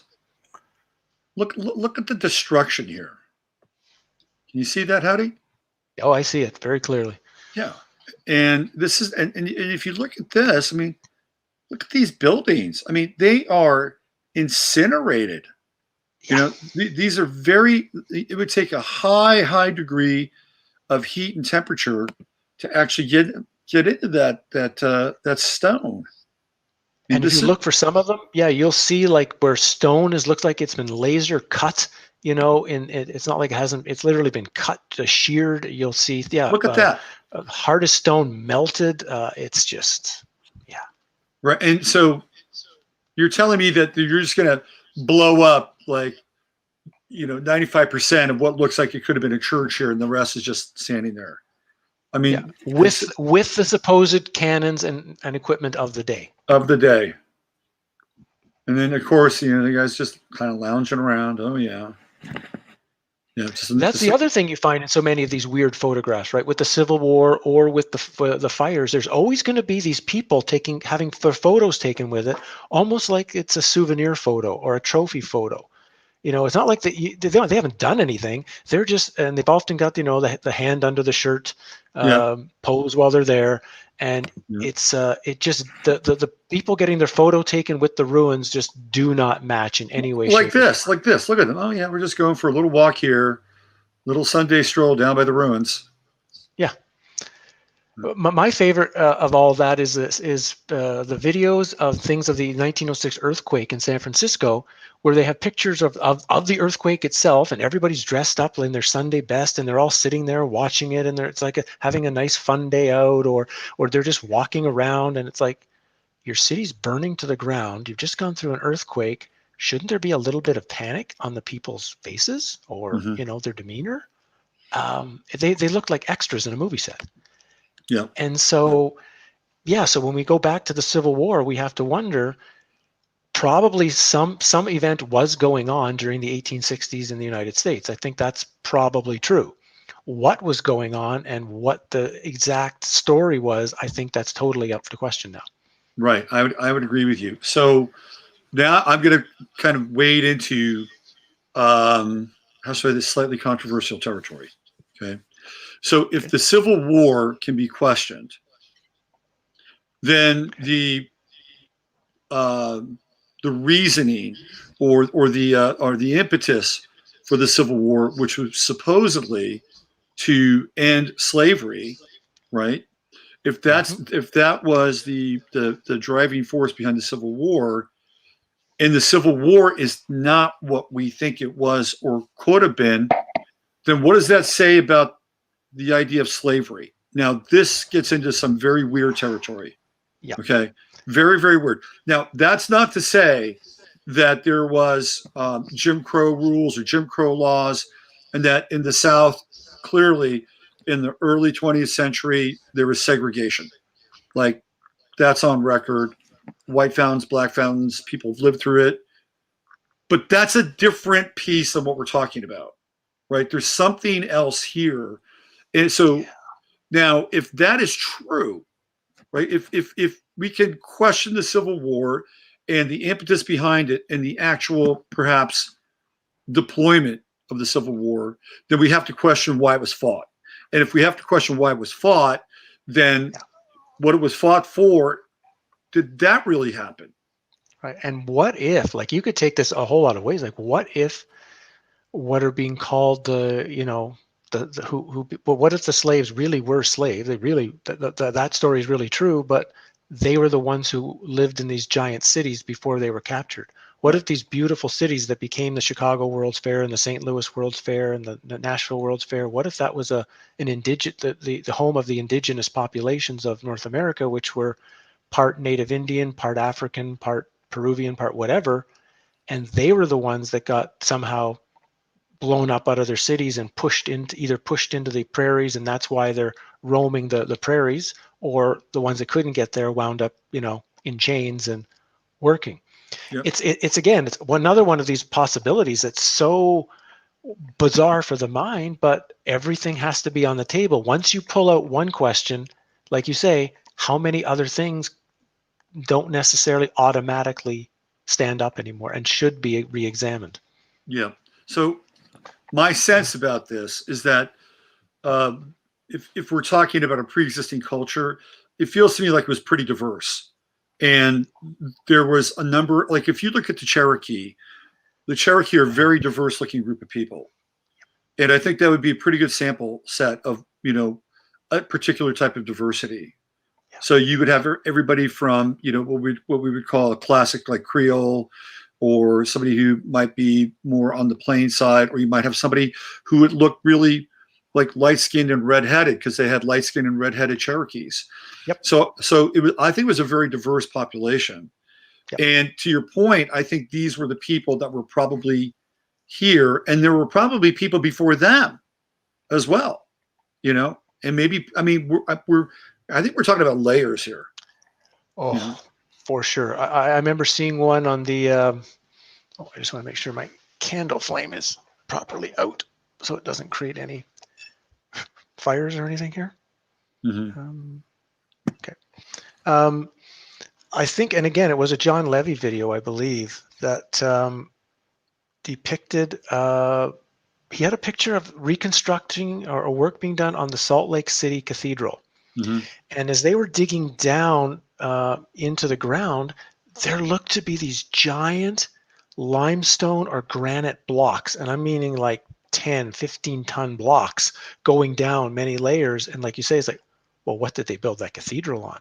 Mm-hmm. Those are the same kind of blocks I see in like, the pyramids at Dashur or Abu Sir in Egypt. So what was down there, and how old is the layers of civilization really?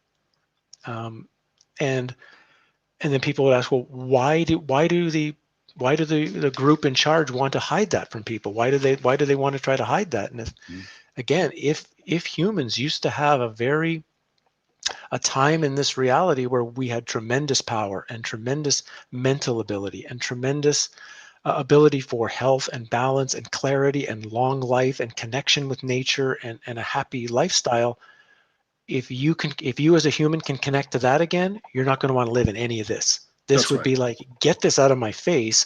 Why don't I have this time again where, I don't ever get sick and I'm, comfortable and everything works fine and I can talk to the deers and the fish and the whatever. Why don't we have that? Mm-hmm. So for me, that was right at the beginning of this journey. I began seeing that that's what's the attempt to be blocked off from us. It's the actual power that every human still potentially has access to, but the world we live in has tried to chop that off from us. Yep, absolutely. Terence McKenna talks about the strange attractor at the end of time. And it feels to me like the subject that we're talking about and discussing is the strange attractor from another time. And yeah, and I, when I first started to really dive into this, it felt like it was resonating with my cells, totally resonating with my cells. Like this to me, because I used, as a kid, when I was able to drive, I would spend so much time at the Palace of Fine Arts, which is probably the best example of what was left after the World's Fair in San Francisco. I used to go there all the time. I used to hang around the ruins of the Sutro Baths. I would climb around there all the time. Those are my go-to places. So when I was able to kind of dive in and start to connect the dots, for me at a kind of a cellular level, it began to really speak to me. Like this is much more valid, and and in a lot of ways more hopeful. Right? There's something here that's inspiring. Yeah. And if I can ask you a question, so when you went to these places, even when you were that young, did you get a sense of whether it be like strength or calmness or energy or feeling better just by in the building itself? Like, did you find a change just by going there in yourself? Oh, absolutely. That's why I would gravitate to these places.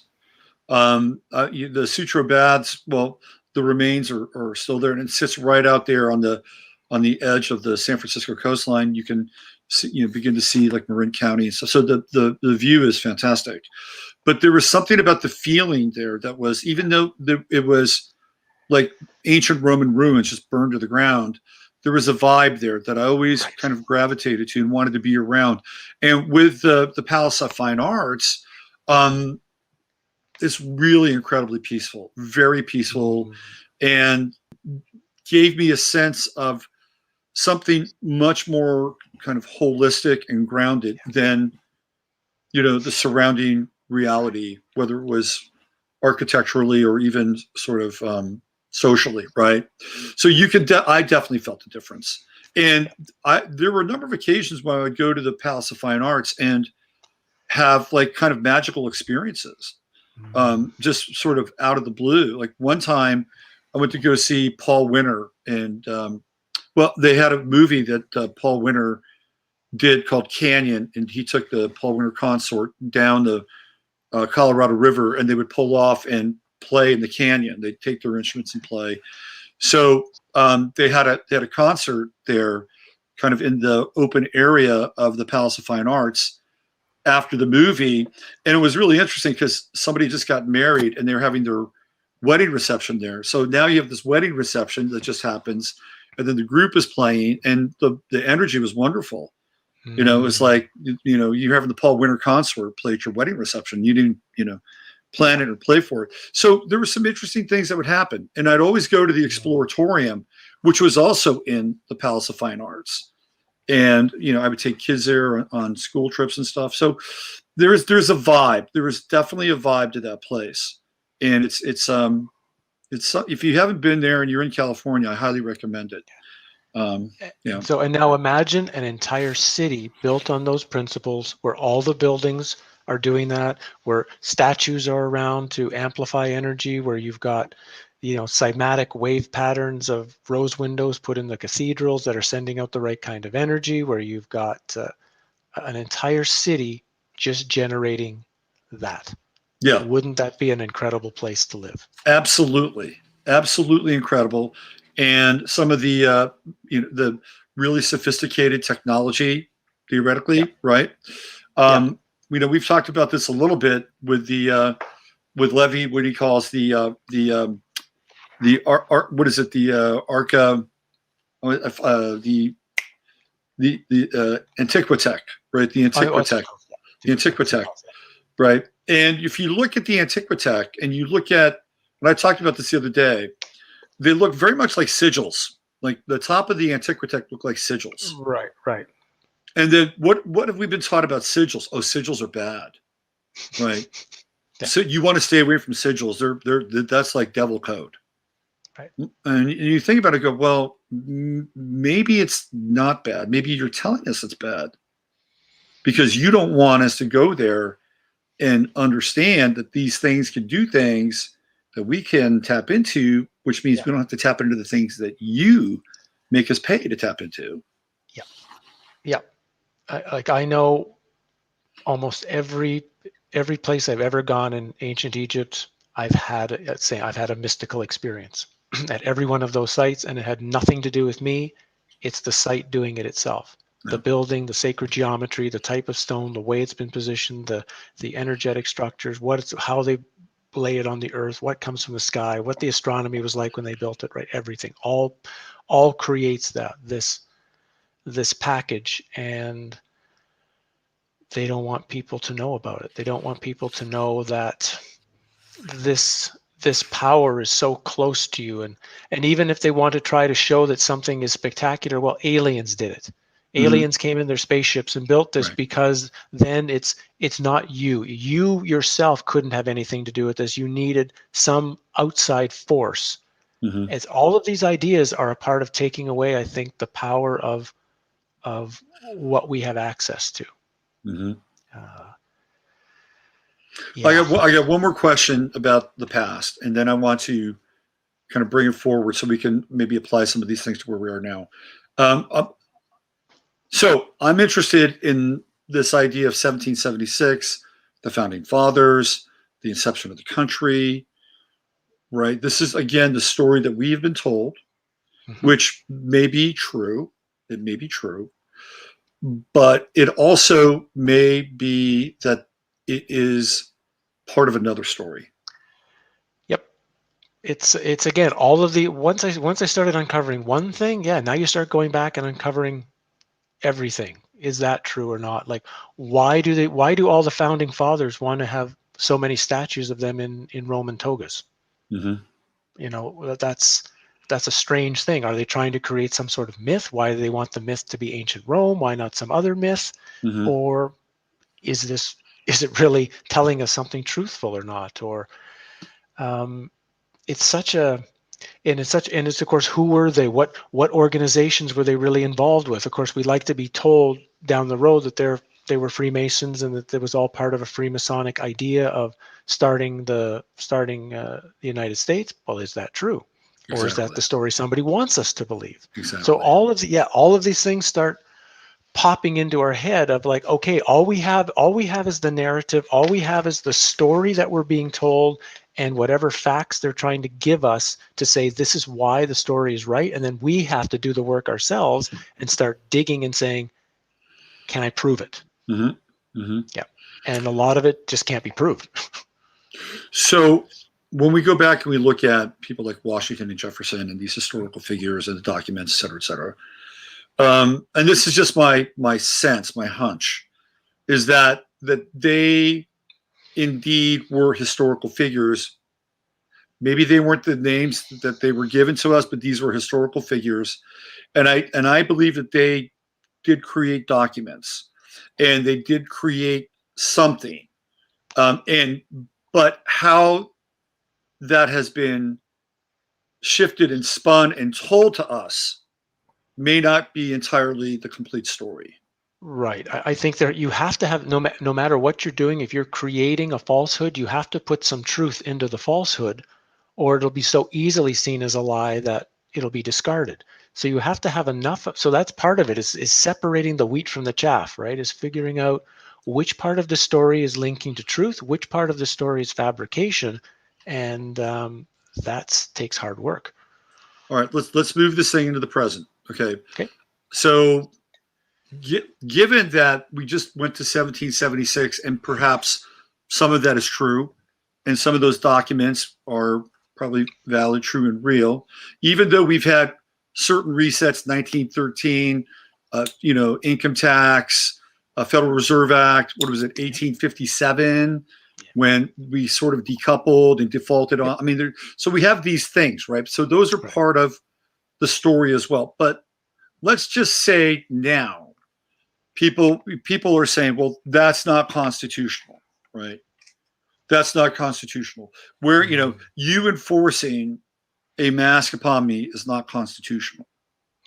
Well, what if the people that know the original story about the Constitution and how it's been interpreted and applied, what if they know that that story is a lie, right? And then by knowing that the story is a lie, in their minds, it invalidates the Constitution. So therefore, it has no more standing because it is not the thing that's been told to us. Right. Or maybe there's two constitutions. There's the one that was, the real one, and there's the one that was given openly as this is the one for the people. Or there's all of these possibilities that are floating out there that, again, we are so in the dark. You might say we humans have been given so little truth openly in our lives from the place we live in that it's a wonder some of us we can almost function here, because we have been so lied to on so many levels on everything. And that in itself is a very confusing point for you're talking about now. Well, what happens when somebody gets that realization, like, holy cow, everything I've ever known or been told to me is probably a lie. What do I do? Mm-hmm. And that's a pretty shocking moment to have to someone. And the best I think you can do there, if I'm always sensing your next question, right? The best thing you could do if this starts happening to you is try to get some stillness and just try to be able to look within and start saying, okay, what can I find about me then that is true? Or what can I find about my situation that my experience, my own day-to-day life has proved to me is true? And then start building your own truth book from there then. To not be so worried about what you're going to lose. Maybe start gaining some strength in what you can now find and generate for yourself that you will know forever whether it's true or not, because you're the one who can prove it, like, within yourself. Right. That's a really, really good point. And I think the bridge to cross on that is this idea of validation. And how can you begin to have those ideas or have those thoughts or have those insights without necessarily being validated for them. Yeah. When Or we by talked about a them. lot of the stuff, when we talked about a lot of the stuff we talked about at the beginning, which maybe for some people sounded, well, how does this relate to World's Fairs and where we're at now and whatever? But it's that, in my case, when the world started breaking down, or at least I realized it's not solid, it's not solidified. The tree doesn't have to be a tree all the time. It could be something else. That can become scary, and it did for a while. It became very frightening when what I had thought was real and solid wasn't. But then it, after a time, allowed me to kind of go, well, wait a minute, this gives me an opportunity to then go deeper and find out, well, what could the truth be here? Mm-hmm. I've got a chance to not just watch a movie, I've got a chance to be actually, like, the hero in the movie, of your own movie, of finding out what's really going on. And it switched from being fearful to being quite an exciting adventure then, Right. an exciting opportunity. And like you say, the validation will come from something deep within that you can be able to say, my own experience can validate it. Even though I know tomorrow certain things might then unvalidate it, I'm Right. comfortable to try to say that just because there's something I believe now doesn't mean tomorrow I'll still believe it. Mm-hmm. And I'm always happy that somebody might tell me, hey, I think you might be wrong and here's why. Because once you lock the belief, nothing happens. But it's still that ability of saying, but it didn't come from someone else. It didn't come from a book. I wasn't told it. This came from my own personal experience of life. And there's there's some power in that. Yeah, I think there's a lot of power in that. And Yeah. I also wanted to ask you about this idea of like inversion in some ways. Oh, So yeah. if reality around us is unstable and unsteady and Mhm. very fluid, right? Mhm. Wearing a mask is not going to help. 3 weeks later, wear the mask, Right. right? So we're getting this all the time now, right? We're getting their, whoever they are, their fluid kind of narrative of reality. What can we do to invert that so that it becomes something that's powerful and empowering for us? Mm. That we're not held hostage with constantly moving goalposts, constantly changing standards, constantly altered protocols. How can we invert that so that we can use that energy and do something with it? Okay. If I would, this would be just, of course, my opinion and Mm-hmm. my suggestion. So take it for what it's worth. But I would say one of the most powerful things somebody could do is to recognize that no matter whether you fully believe 100% what you see in the mirror is you, or if you're not sure or whatever, but you have at least manifested here as a human being in this world story. So why not make a list of what you feel is the 10 most important things about being a human being, or being yourself, you might say, in this experience. What are those 10 most important things to you? And be in a sense to say, and I'm not going to change those. The 10 Mm-hmm. things that go on my list, whatever they are, that kind of embody the deepest completeness of who or what I am, I'm going to make sure that I'm not going to change that. So it doesn't matter then what goes on outside. There's certain things, if there's 11 to 20, well, you can make a change if you want. It doesn't matter. But these 5 or 10 or whatever, Mm-hmm. I'm not changing. I'm not going to change those, Mm-hmm. because if I change those, then I feel I won't be how I was created. And I think that could be a way that gives back again, because that's a choice, that's power, that's a little bit of control in the chaos. Mm-hmm. So really digging deep and finding things that are just clearly immutable, like these things are not. Yeah. But those things would be hopefully characteristics, traits, and just characteristics and traits that are going to be positive, not Yeah. like I'm always going to be a selfish prick. I'm never going to let go of that, right? Like you Well, want to be if somebody affirmative. if somebody said I've been manifested in reality to be a selfish prick, then you might want to have to step back and, because we don't want to label good or bad either. Right. Shiva has a use as the destroyer. Sometimes things need to be destroyed to be rebuilt again. So just because something looks negative doesn't mean it shouldn't be there. hopefully you will have more positive things on your list. Yeah, than I'm just negative saying that maybe traits. that wouldn't be one of the 5. I was just trying to, Yeah, but right. if for some reason that's needs to be in your life and you really still believe it, then okay, hold on to that. But like, let's say for example, I've seen your cat walking around. Hmm. So let's say on one person's list, it's I have to be kind to animals and nature. Right. Okay, so that's on your list. So it doesn't matter what happens in the world around you. You're going to say nothing is going to make me change my way of being, of trying to be helpful and kind whenever I'm in or around nature. That's one of the places where I will put the wall up and I will say, not crossing that one. Right. So that's kind of the way I would kind of set it up, that these are things that seem right to you, seem right to who you are, and somehow will touch a general, like if you kind of felt to, if we had 100 people do this, I bet you 90 people have the same thing I just wrote on theirs too. It's not just personal. It's somehow also all of us have Hmm. something similar to this. I Right. think you might be touching that something then that's really, really got something power. And then you can kind of feel, yeah, if someone else did this too, they probably wrote 8 of the 10 things I did. I've never met them before, but we're connected now. Right. That's a great exercise.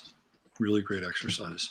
Yeah. I want to talk just a little bit before you go about this idea of quantum entanglement and how during an exercise that you just put forth and maybe another person is doing the same thing simultaneously somewhere else. Have you ever had any interesting experiences around that kind of quantum entanglement?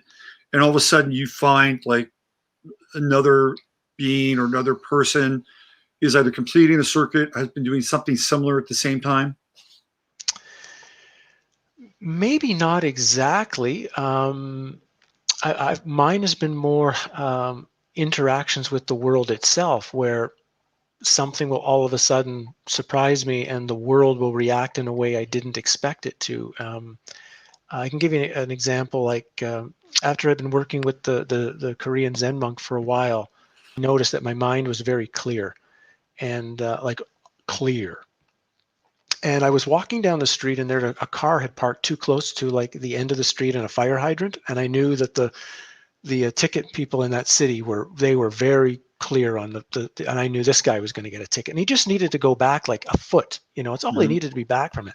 And I just thought in my mind, it's too bad his car hadn't been parked 1 foot back and just was 1 foot there. All of a sudden the car just rolled back 1 foot. Mm, Whoa.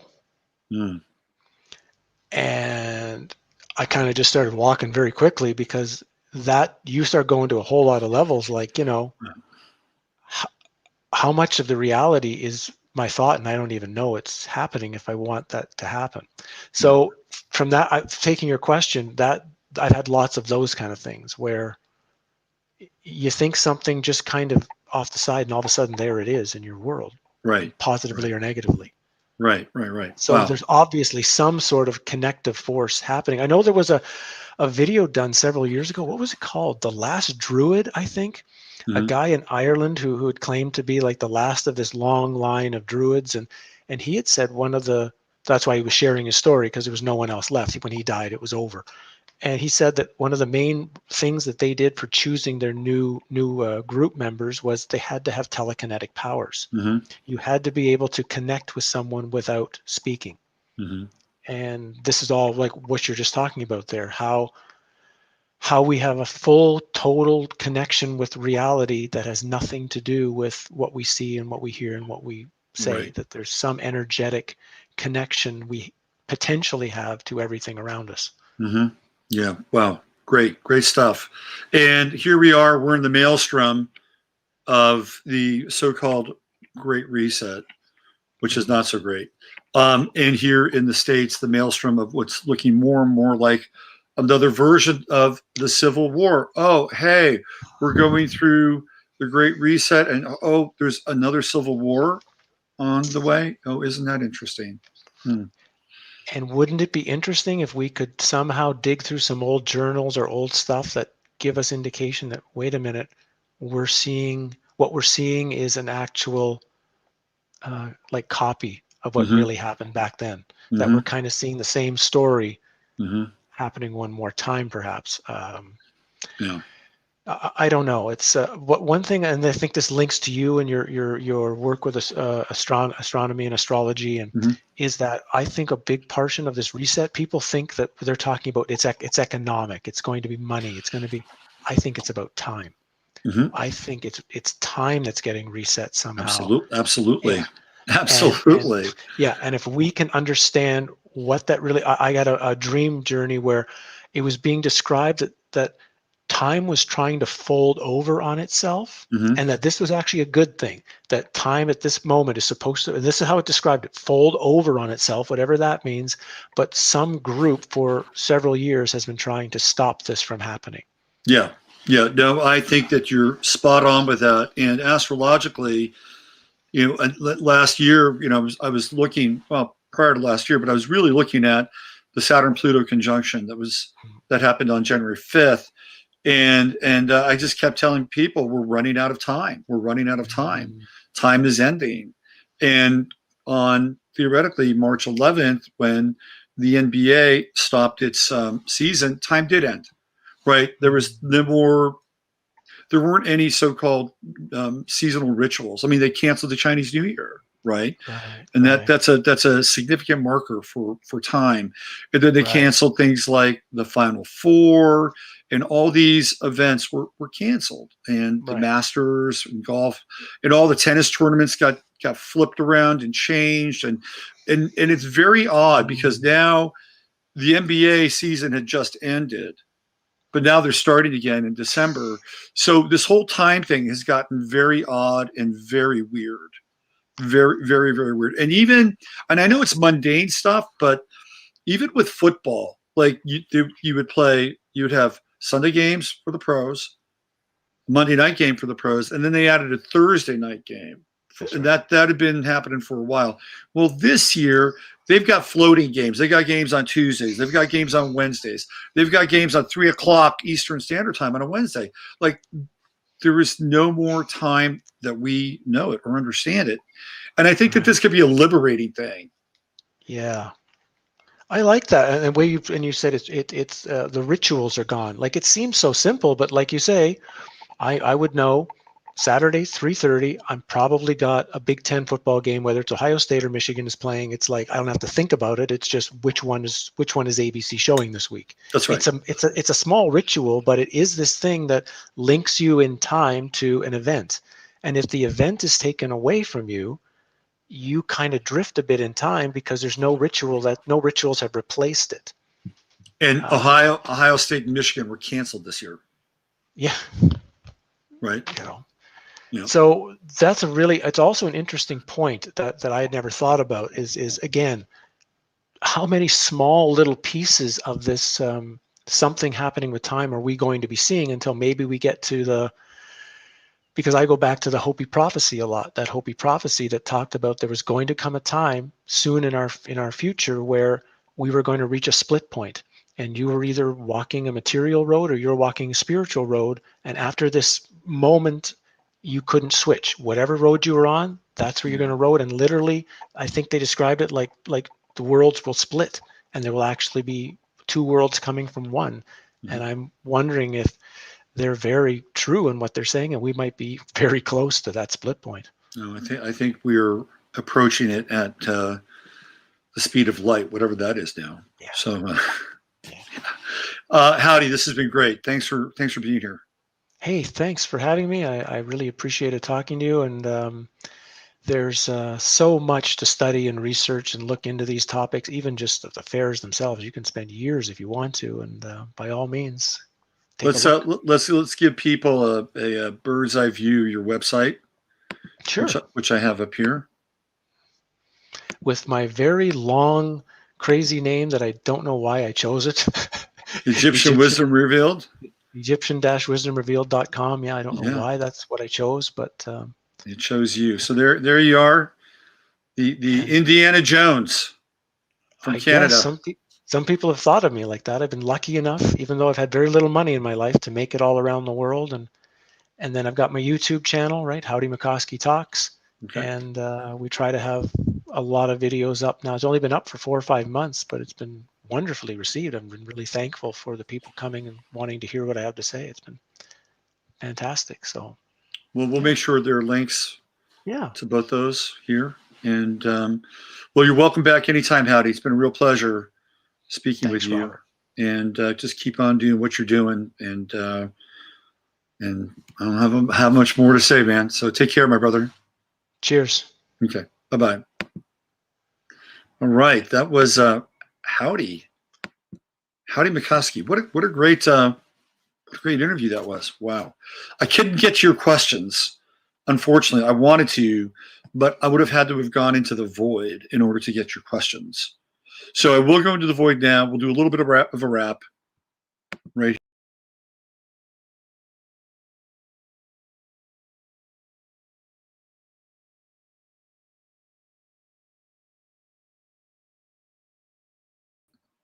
Back from the void. Hey, that was great, wasn't it? That was totally great. Totally great. Steve, thanks for connecting us up. And I'll make sure that I have the links to Howdie's. Looks like I lost you. You did lose me because I moved you out. Thanks for being here. Appreciate Howdie. So anyway, I'll leave the links to his website and his YouTube channel. And I got to tell you, Jasper was sitting here watching the show. I mean, he was really into it. Normally, he wants to do whiskers and stuff, but he was really focused and intent on watching the show. It was really, that was quite something with him. All right, we'll be back on Sunday night. A little Sunday Night Astro Live. Whose chart that I want to look at this week? Somebody, who was it? I forget. It'll pop into my head. Obviously, we'll have plenty to talk about. We'll dive in more on the Saturn-Jupiter conjunction, and we'll try to explore that a bit more, and maybe go as deeply as we can with that thing. And of course, the following day is going to be the solar eclipse. So maybe we'll revisit the solar eclipse one more time as well, and we'll do a few other things. So that'll be on Sunday night Astro Live. All right, anybody else here? What do you got? What do you guys got? It was the ancient Egyptian vibe. Enjoy my day off. I'm working. I am working. Let's see. Jasper loved it. He did, Ralph. He totally loved it. He was totally into it. Oh, hey, there's Janet. What's going on, Janet? Good to see you. Let's see. Anybody else? That was really awesome. Yep. All right, let's give it up for Howdie. Go check him out. Go check him out. The World's Fair book looks really good. Really good. So if you want to dive into that and explore some of the stuff at a deeper level, you can go over to Amazon and grab that, or go to his website and pick up that as well. All right, everybody. Have a great Friday. Have a great Saturday. I'll be back on Sunday night. And you know the drill. Use your head to discern what's real. Your heart to stay open to what's possible. See ya.